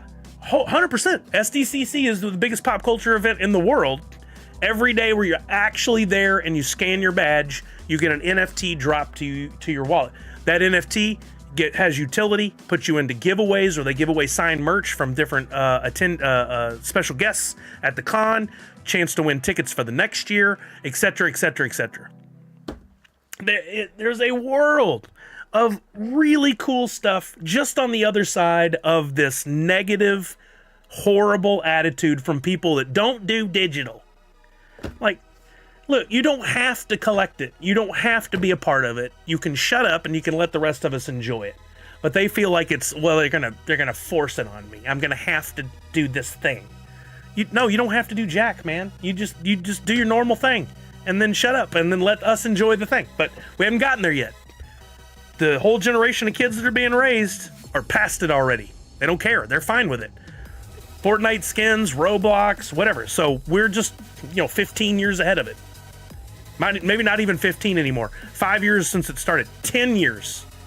10 years into it. Imagine these kids that right from the beginning of COVID, right before COVID were born, they lived through COVID, they lived through the Fortnite era, all the other games. They're going to be going to Abu Dhabi, Disney, and getting their digital collectibles. They got their Disney Pinnacle pins. Their mom and dad collect Funko NFTs, and they collected Funko NFTs. What are they going to do when they get into their 20s? There's going to be a whole new era of apps and games and all this stuff. We're 10 years ahead, probably. 5 to 10 years ahead. Yeah, they do, Priscilla. Yeah, they absolutely do. And then they're going to go run companies one day, or work at companies, and they're going to wish that their fan base wasn't constantly pooping on their ideas. Full circle. Yeah, sorry. I know I'm going off on a soapbox, but like I think part of what I've done here with these streams in educating you guys, and first myself and then you guys as well. Karwanti, thank you for the follow. Sorry you came in during my soapbox moment. I just want to share with you guys things I'm seeing. I am nowhere. I'm on a 1 to 10 scale, with 10 being Gary Vee. But Gary Vee is such an inspiration. The fact that he can see, like I say, around the corner, and he can see what the next big thing's going to be. He called sports cards. He called NFTs. He's making NFTs work in an era where other people are not, and he's turned that into physical stuff. Just this week, we had the Topps Chrome V Friends release. If I had any money at all, I would have been buying them. They were at a local store here. I just couldn't afford to do it. He's carving out a whole niche, and we should be following right behind him to see what he does and be a part of it. He's doing wonderful things. Nadu said, true. I love to complain when there isn't enough Priscilla Peepees. Give us more Priscilla Peepee. Hashtag give us more Priscilla Peepee. I'm excited about it, and I think if you guys are willing to watch and to take in the data and learn, and along the way with me or by yourself, you'll be able to see around the corner a little bit. Maybe you already see around the corner a little bit. And when Gary Vee launches a company that you can invest in, or you can buy his NFTs like you can now, or buy his cards or whatever. You can be a part of it. I think buying the NFTs and the cards is cool, but wouldn't it be cooler to invest in whatever the company he has? That's where you make even more money. Michael Lazarus says, my nephews were born May 2020. The one loves Roblox and the like, and gets it when it comes to digital collecting. Yep. There was a study. Chuck disagreed with me on this before, I think, and some people may have, because of who was questioning the study. But they asked a wide range of kids, from what I understand. You're given $20. Do you want a physical thing with your $20? Like, do you want to buy Funko Pop or something else? Or do you take $20 and you buy V-Bucks and you get digital skins? And the overwhelming majority chose $20 for V-Bucks or digital skins. Chuck, he's kind of controversial, so I doubt your opinion is unpopular, unless you smell his breath or something. Right, Boba James? See? And I mean, look, those kids are deciding what tomorrow's going to look like. So I'm excited to hopefully still be in this space and still doing something fun with it. Yeah, and look, that's Epic, who we were just talking about. Disney, $1.5 billion in conjunction with Epic to build out this new, I forget what they called it. Let's see if we can find that information. Disney Invest Epic. Let's see if we can find that. There was a picture floating around with it. This was like, it came right up. Came right up. Here's the photo that we saw. This is from May 7th of this year. No, that was the Abu Dhabi thing. Oh, here it is. Here it is. Okay. February 7th last year. So it's been over a year. Disney and Epic Games are teaming up to create a connected digital entertainment worked as part of Fortnite. As part of the deal, Disney will invest $1.5 billion into Epic Games, right? So now I'm wondering how old that interview with that guy was, but the fact that he mentions an Abu Dhabi Disney means it has to have been fairly recently with Josh D'Amaro. I gotta see if I can friend that guy on LinkedIn or something. Yeah, this was the deal last year, and they show in this image, if you look at it real big, there's the Disney Cruise Line shown here. Can't make out what that is. There's Marvel, Lucasfilm, ESPN, Pixar, Disney Plus, 20th Century Fox.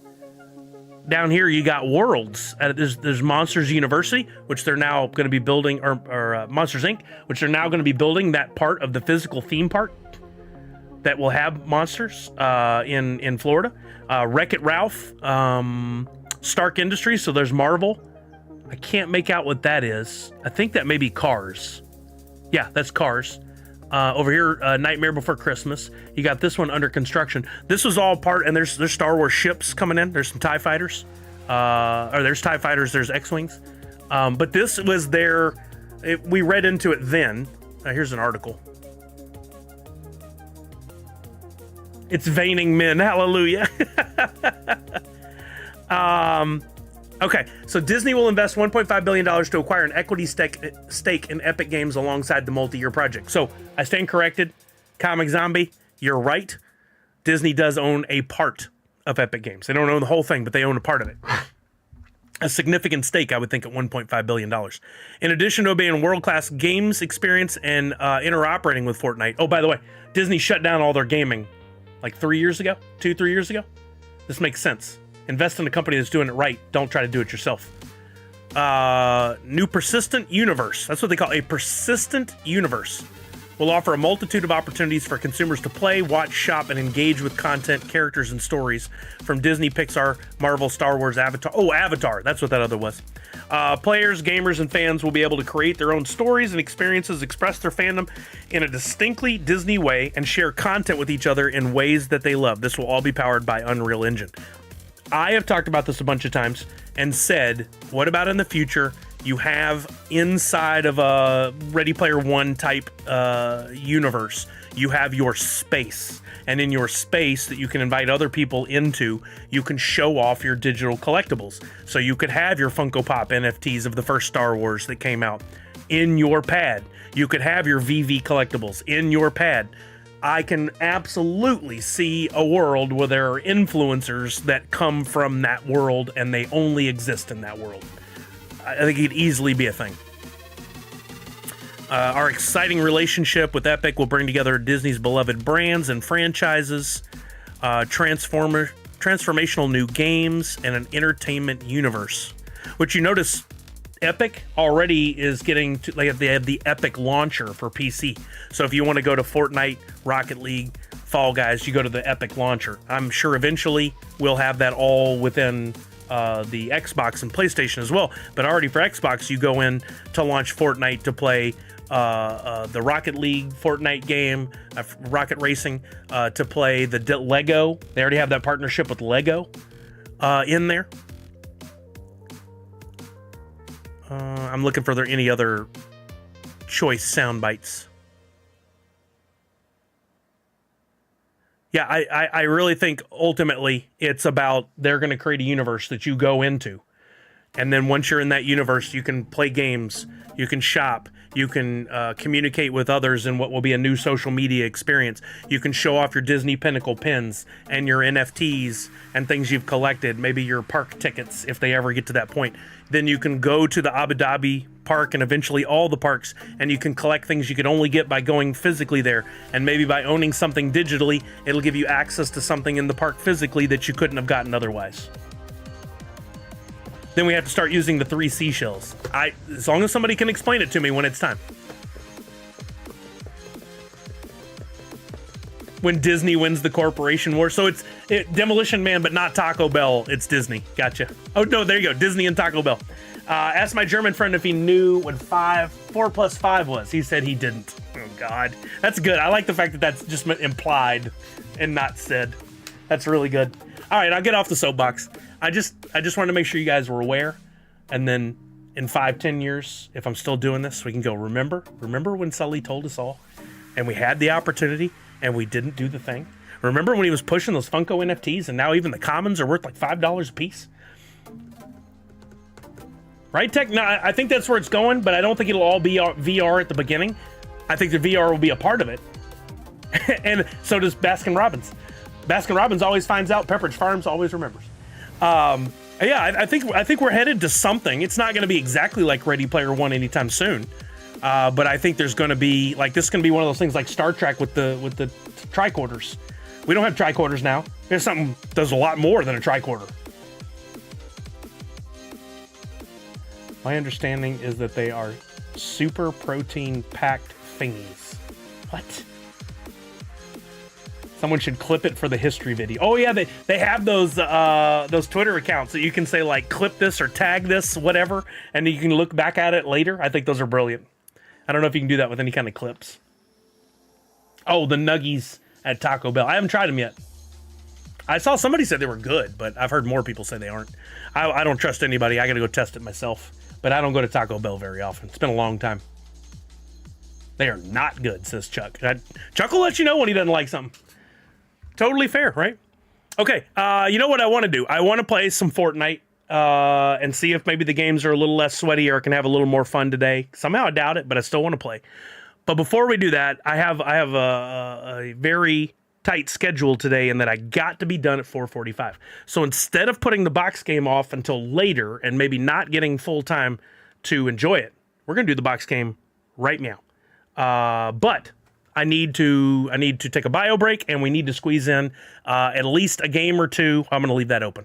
At least a game or two of Twitchy Tides. So let's jump to Twitchy Tides first. Let's go first. Sorry. Box game now, right after Twitchy Tides. Box game post Twitchy Tides. Sorry. I got y'all's hopes up for that. But hey, look, I love me some Twitchy Tides too. Don't get me wrong here. Love me some Twitchy Tides. I can't stop playing. I can't stop collecting more fish. Again with the dragons. Don't forget to complete your sets of the dragons. Box game post bio break. No, box game post bio break / Twitchy Tides. The old BPBPTT. Or BGP. BP. Nope. BGPBBTT. There we go. Leave the boxes. Do not take them to the. I won't take them. You guys jump in on this game. We're gonna give away first and fifth are gonna win prizes. First place is gonna get a Twitchy Tides single fish pack. Fifth place is gonna get a Nerds Unite NFT, maybe multiple. And if you use codename Kitty, you are going to get a possible 10 million woofie bonus for scoring first place. I'm gonna jump in. I'm gonna go take a bio break. When I get back, we're gonna fire up the game. That'll be like 1 minute. So make sure you jump in. I'll be right back.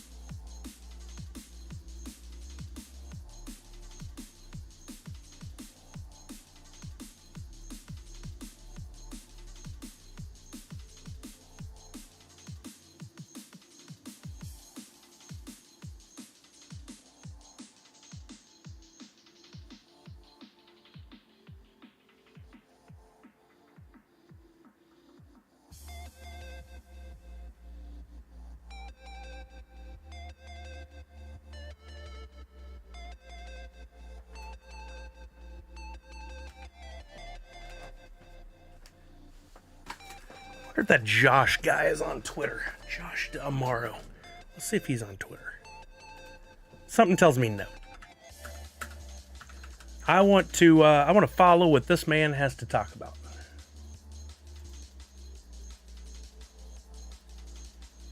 He's not tagged in this article. That's from 2023.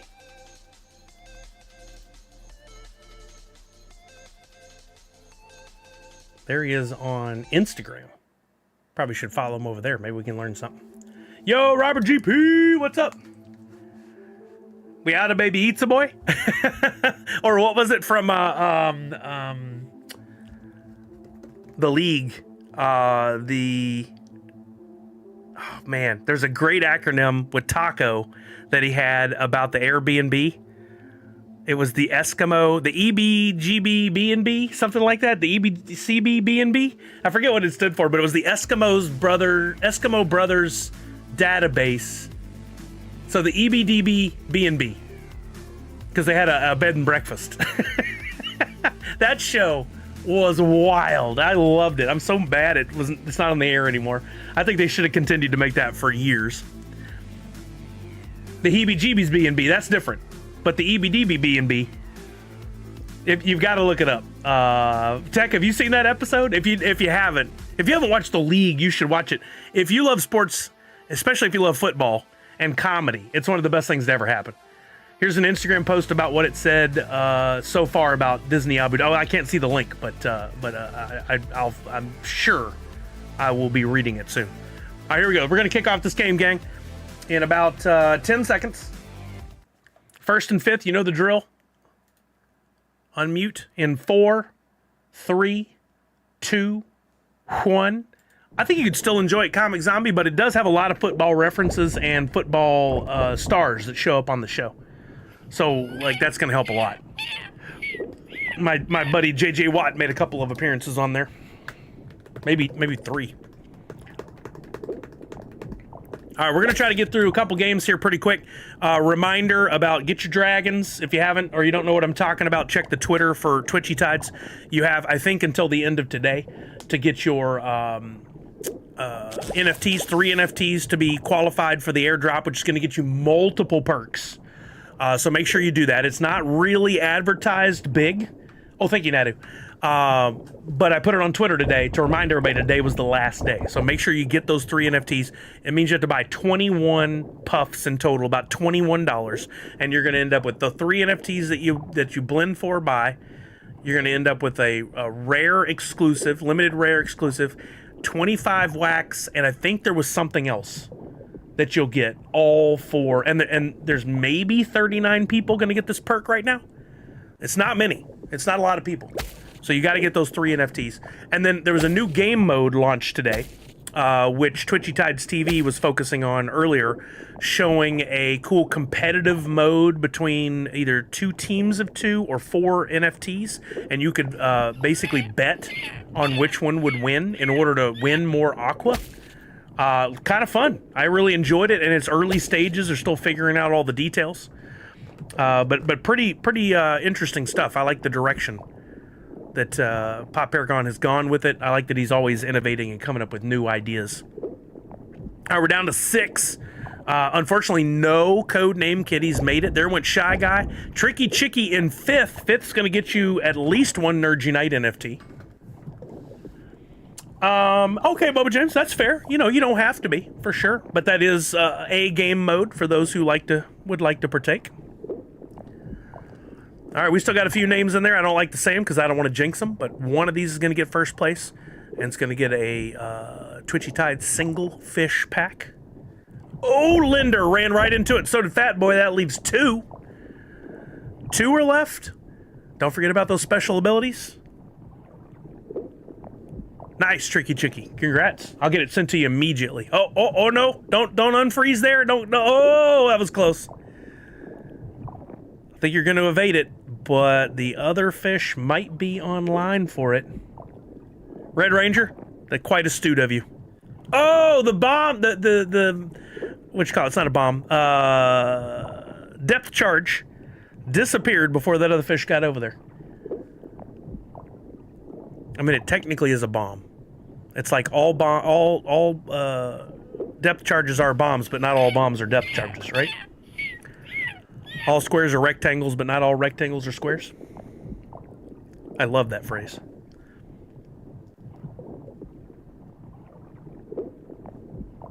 Oh, man. I'm going to have to hit the E and send the baddie y'all's way. Oh, no, I'm not. Comic Zombie got goofed and left Chucky in first place. Congratulations. I'm going to quickly give away these prizes and then just go into a second game so that we can get to the box game even quicker. We're going to start with a Twitchy Tides single fish pack. My watch I got a new watch band. Mine broke while we were in Florida. I got a new one and it sits weird. Like when I put my wrist down, the clasp is always hitting things weird. I liked having a rubber band better, but the chemicals in those Apple ones are not good. Comic Zombie, I'm supposed to be working, but I'm a little shredding. That'd be a good shirt. Tricky Chicky in 5th. Tricky Chicky, I'm going to get you a couple of Nerd Unite NFTs, I do think. I don't know if you got this one, but I'm going to give you one of these that's based off of my love for Thunderbolts. And I'm going to give you one of the 4 years on wax hoots that I gave out on Twitter, but I'm also held a few back for here. Neither one of those is used in any blends or anything right now, but there's only 55 of the hoots that will ever be made. So those are yours now to commemorate my 4 years on collecting or creating on wax. Over 1,300 NFTs. Oh, man, Comic Zombie is so good. Love Thunderbolts. Can't wait to watch it again. All right, let's get one more game underway. Looks like it's going to be open in 15 years' time, between 2030 and 2030. That's when the Abu Dhabi park's going to open? 15 years? Dang. I was thinking there was going to be like 5. 15? Oh, that'd be a good one, Nostalgia Corp. I like that. I did see a concept today for a Void Pop that somebody made, and it's just superhero all black with just little white dots where in the middle of the pop eyes. I think that's really cool. Right, Linder? If I start putting aside $1 a day, then by the time that comes around, I'll be able to afford maybe the tickets into the park. I do like that some of the artists out there create the Funko concepts, and I applaud the ones that do it, and it says concept real big. I hate getting fooled by the ones that look way too close to the real deal, and concept is written really tiny in the corner. It's like, come on. Oh, does it, Ned? Okay, cool. Let's see. Can I? It's on Insta. Everything we know. Oh, good. It came up on the screen while you guys are entering. about Disneyland Abu Dhabi. 15 years. 7th park, first in the Middle East. Yas Island, on a site that is incredibly unique and anchored by a beautiful waterfront. Oh, like Disney Sea. No firm date, expected between 2030 and 2033. Wow. Signature entertainment themed accommodations, unique dining. Okay, duh, that's what they do everywhere. There's that cool rendering. All what we would think. Most high-tech Disney to date. Developers have said the theme park will be the most advanced and interactive destination in the Disney portfolio. Interesting, yeah. Not a whole lot crazy information, but that when it's going to open is definitely the most important there. Really? That's not bad, Justin. I'm shocked. I would have thought it would have been more.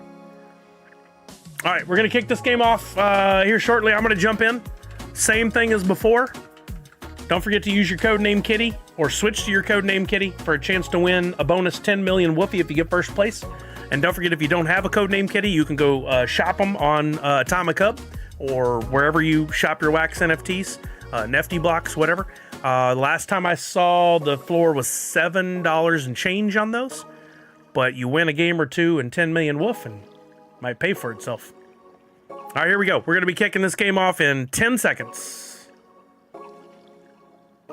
5, 4, 3, 2, 1. Best of luck, everybody.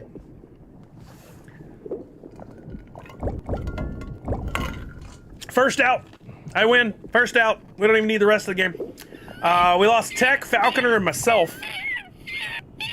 Is that multiple? Multiple Jungle Bri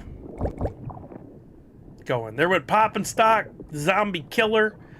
We got Comic Zombie and Zombie Killer in here. Somehow that may not work out. Shreds Unite. Darius 83, Blues Boy, Funko Addict Tech. Already said his name, all knocked out. Don't forget. Oh, that's a new one. I hadn't seen. I can't say it because I don't want to jinx anybody. What? Oh, that got something. Who sent that?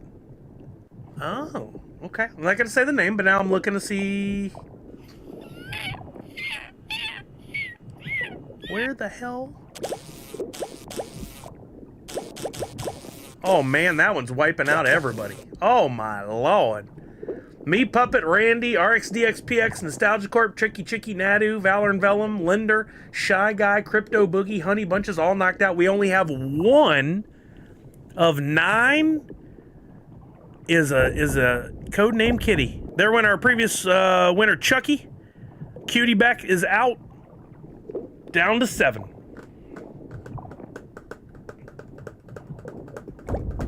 There went Molly Whopped. Past box game winner, Molly Whopped.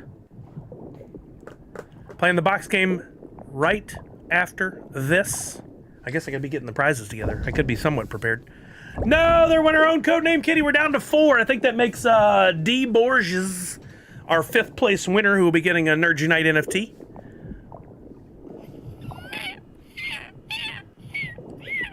Four left.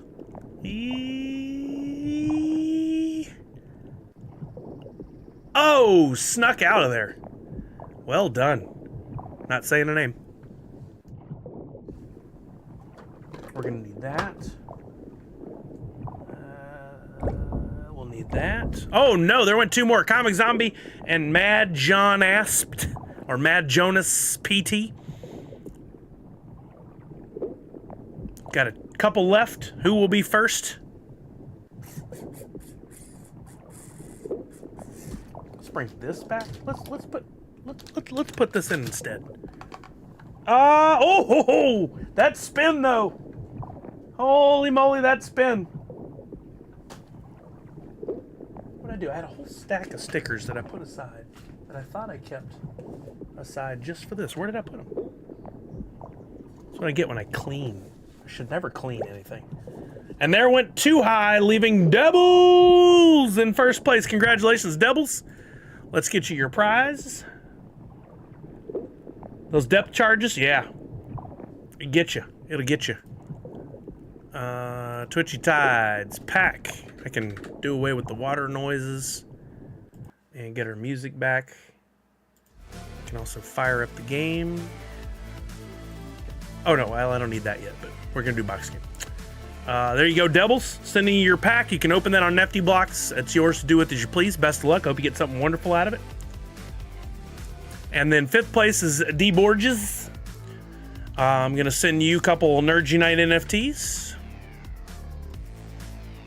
I'll give you one of these Thunderbolts inspired ones and number 50 out of 55 of the Hoot in 4 years on wax shirt.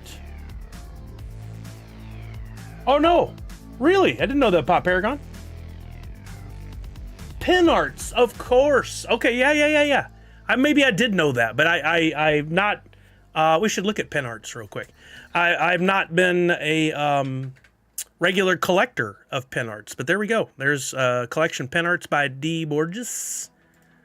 Over 3,000 NFTs. Holy shnikes, that's impressive. Look at you. I've got to have some of your stuff somewhere. I apologize that I didn't know that and haven't been regularly collecting your items, but wow, a lot of stuff and a good variety of art styles. Very impressive. Very impressive. Good work, D Borges. Thank you for pointing that out, Pop Paragon. That's awesome. Yeah, absolutely, D Borges. You guys check it out. If you like some of what you saw, be sure to jump on there. It was Pen Arts, Penarts. He's always so quiet about it. Might be the most polite creator in wax. Well, that says a lot. There's some great people. Oh, there you go, Justin. That's an idea, D Borges. If you're ever interested in something like that, let's chat. Okay, let's play. Let's gonna play the box game next. That's not gonna leave me with a lot of time for gaming, but we'll hopefully get to a game or two. If you haven't played the box game before, it's real simple. I got 5 boxes that look like that, each numbered differently on the front. 1, 2, 3, 4, 5, created by my friend Betwasted. He made these. They are currently empty. I'm going to show you guys 5 prizes. 1 will be assigned to each box with a Post-it note. You guys can use your Sully Bucks or points. You earn those by watching the stream. You get 2 Sully Bucks for every 10 minutes you watch. If I win a game, you get points. If something else happens, we do giveaways. I give away points. At the end of the stream, for those who haven't left early, I give away points. So you can constantly add more points. Then you come in and you can spend those to enter the box game. Now I got to find, I had all these prizes set aside, including a big old sticker pack, and then I moved it. Why would I move anything? Because I make a mess. But I had all these stickers put aside just for this. Wait a minute. Did somebody win the stickers last week? That's why. Last week was a multi-winner. The stickers and the soda. That's why I don't have them. Okay, then we will put in this instead. I got to have 5 prizes. I like to have physical prizes. There's 3. We will make a little, we'll have some stickers. For sure. And I'm going to have 1 that includes our Priscilla stuff. We're going to have a Priscilla Peepee. We have to have a Priscilla Peepee. Sorry, I should have been more prepared for this, but it was a busy day. Frozone is go zone. Gone. Peaced out.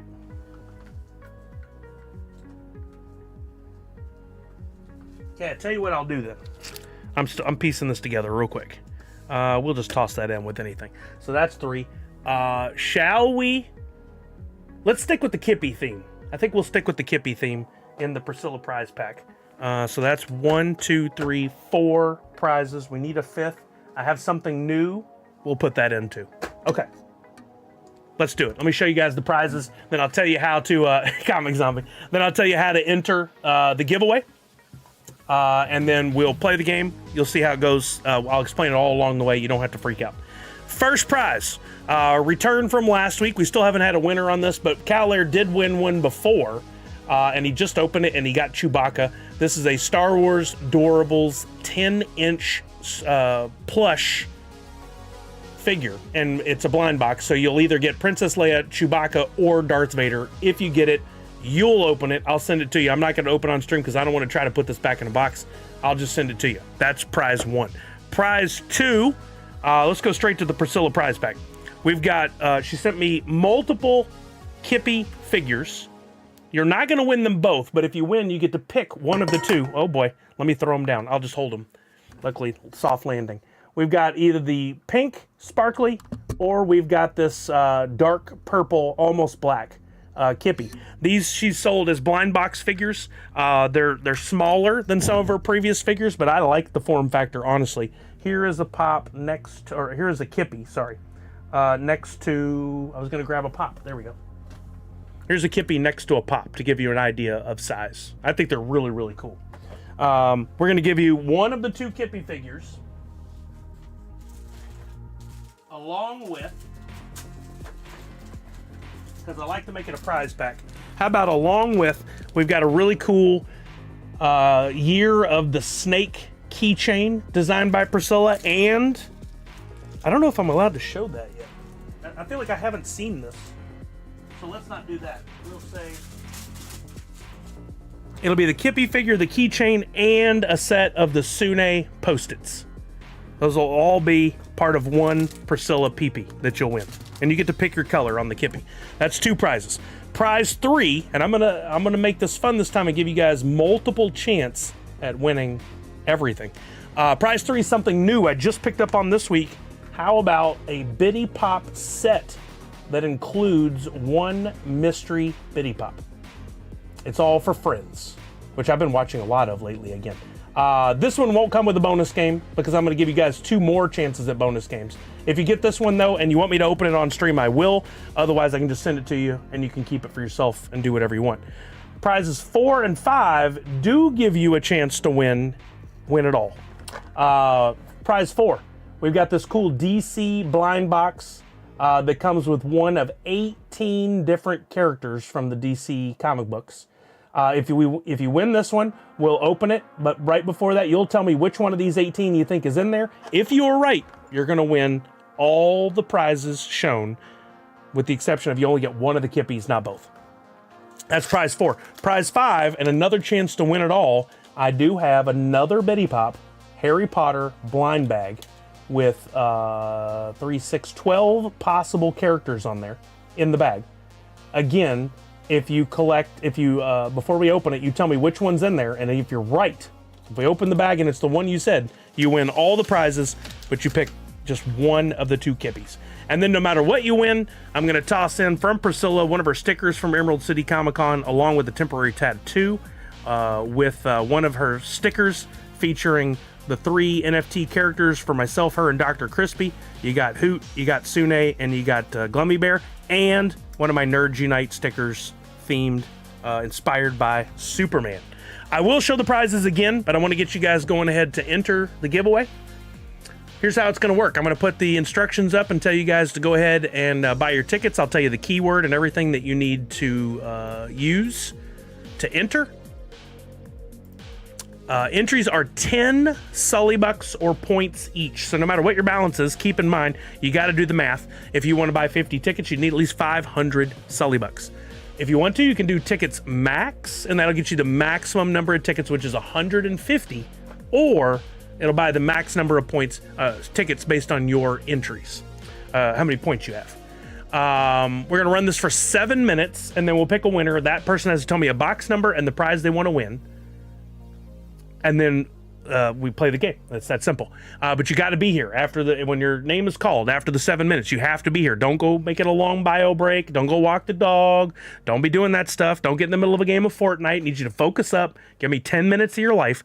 And then one caveat. I'm going to hit go right now, but one caveat. If you win, you must give me a U.S. shipping address to send the prize to. You can live anywhere in the world, but I got to get a U.S. shipping address from you in order to send it out. You can have it sent to a friend, or you can use a reshipper, or whatever works for you. That's the rule, though. Thank you, Falconer, for recapping the prizes. The thing is not showing up on screen, so I'll just show this. You can now buy your tickets using your Sully bucks or points, same thing, by typing in !enter and then putting the number of tickets you want, or !tickets and the number of tickets that you would like to purchase. Everyone here has Sully Bucks, even if you don't think you do. As long as you've been here 5 minutes in my stream all time, you have some Sully Bucks, and you can get the balance by typing in exclamation point points in the chat. Exclamation point points will lead you to, or will return the number of points that you have so you can participate in the game tonight. Everybody's eligible to play. Again, only caveat is if you win, I need a U.S. shipping address from you. Okay, do I have? Oh, good. I do still have some Post-its. We've got the Star Wars Doorables figure. We've got the DC blind box, which gives you a chance to win everything. We've got the Priscilla Kippy, and it's got a PP in it, which means prize pack. And we need one for Harry Potter and one for Friends, and we're good to go. Oh, I don't want to use that. Those are my Sune Post-its. Don't want to use those. Okay, we got Harry Peepee. Oh, no, so that's not it. Harry Biddy. That sounds equally as bad.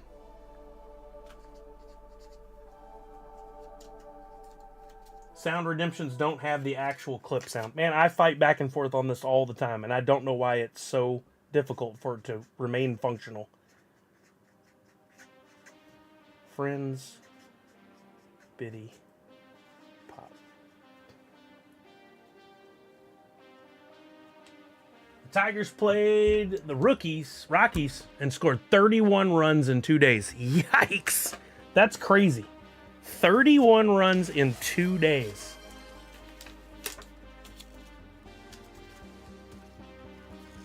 Yeah, I don't even see anything with the sound bouncing when that audio is being played. That's happened before, and then for whatever reason I have to go back to their website and reload it, and then all of a sudden it's working. I should never have to go to their website and do anything.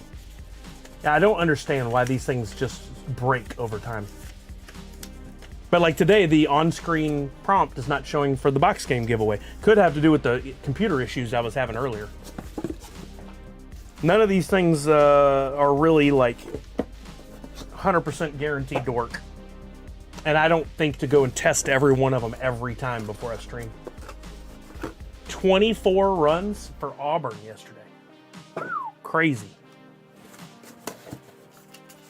All right, you guys have 7 minutes total to get your tickets. Already 15 people in on the box game.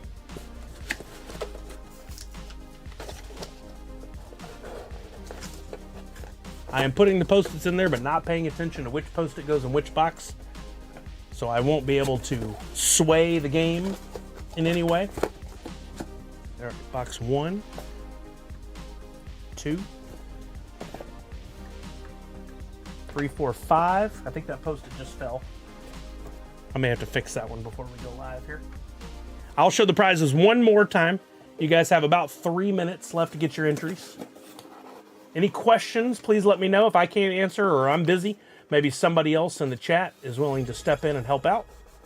Chewy Hawk, resubscribe for one more Tier 1 month. 57 months. I think that's the max, right? Chewy Hawk, how are you, bud? Is that the maximum number right now? I think that's where we're at. Aegis with the one ticket approach. I love it. It only takes one to win, so that's a good approach. Comic Zombie. Always with the jokes. Why won't this box close? There we go. That Post-it keeps falling. I don't know what's going on with it. Okay. Let me show the prizes one more time. Up close, then we'll come back to this. We got the Doorables 10-inch plush blind box. Could be Leia, could be Chewie, could be Darth Vader. We've got the Kippy prize pack. The winner will get to pick one of these two Kippy figures, either the pink or the deep purple. That'll also come with the Year of the Snake keychain and some cool custom Sune Post-its for your own box game. We've got prize 3, the Friends Biddy Pop. Just purchased that this week. You get 3 Biddy Pops you know of, which are Rachel, Chandler, and Ross. And then there's a mystery, so you could get one of the other 4, I think, here shown on the back. Then we got prize 4, which is the DC blind box. This was a Wendy's item that my stepdaughter got, and she didn't really care because she's not into DC. 18 possible characters. We get this one. You guess which one of these it is. We'll open the box. If you're right, you get all the prizes. One caveat, you only get one of the 2 kippies. And then another opportunity to win it all, a Harry Potter Biddy Pop, never been opened before. There are 12 different Biddy Pops of possible in there. I don't know if they're equal ratio or not. Yeah, they're all 1 in 12. So you have an equal chance. You tell me which one it is if you're the winner. If you're right, when we open it, you get all the prizes, only one of the kippies. And then, no matter what you win for a prize, you're going to get 3 stickers and a temporary tattoo.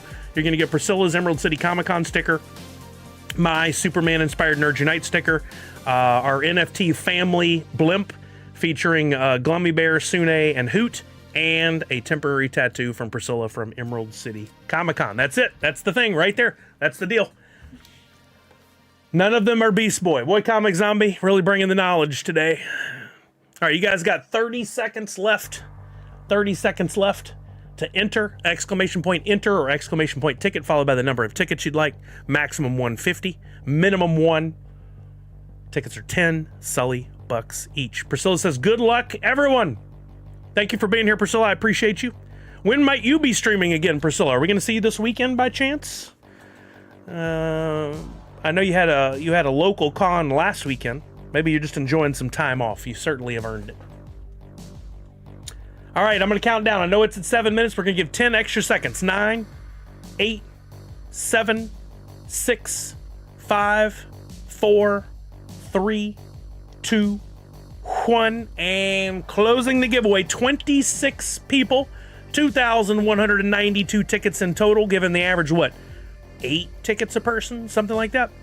We're going to draw our winner. Let's get a little drum roll in the chat, please. Probably not, says Priscilla. I'm neck deep in STCC exclusives creation time, and it's also the Mother's Day. That's right. We're going to be celebrating this weekend for sure. Here we go. We're picking our winner in 5, 4, 3, 2, and 1. And our winner is, for probably the 4th time. Oh, and another chance at the Doorables. Chuck Callard wins again. He's here every time I stream. It is very much appreciated. Chuck is good friends with Nick and Nessa up at My Pops. You've seen him on some of their streams before. And Chuck streams here on Twitch himself, Fortnite. So you guys ever get a chance, please check out his stream. Charles, you know the deal. I probably just summoned the dog. Box number 3, and he's hoping for the DC blind box. All right, here's the deal. Let's go to full screen. Box 3 has got your prize in it. We could just open this little flap right here and show you what you won, but we're not going to do that. We're going to take box 3. We're going to tuck it away up here with my Priscilla collectibles. We're going to leave that right there. We're going to show you the prizes you didn't win first, and then we'll come back to it. Let's mix it up. Let's go to box 4 this time. We'll show you the prize you did not win. First prize you did not win. First of all, you did not win the Friends Biddy Pop. He didn't ask for the Friends Biddy Pop. He still could win it if he wins them all. If he gets the bonus game and wins them all, but he's not getting the Friends Biddy Pop otherwise. Let's go next door to box 5. This is the one that wouldn't stick. I don't think it's stuck in there right now. Box 5, we may have to just... Oh, it's stuck. Oh, the DC blind box is out. He did not get that one, but he could still get the Harry Potter one and be correct. Let's go to the other end. Let's go to 2. I always seem to leave a box on either side of 3. Box 2. Oh, there's a better spin. Another prize you did not win. The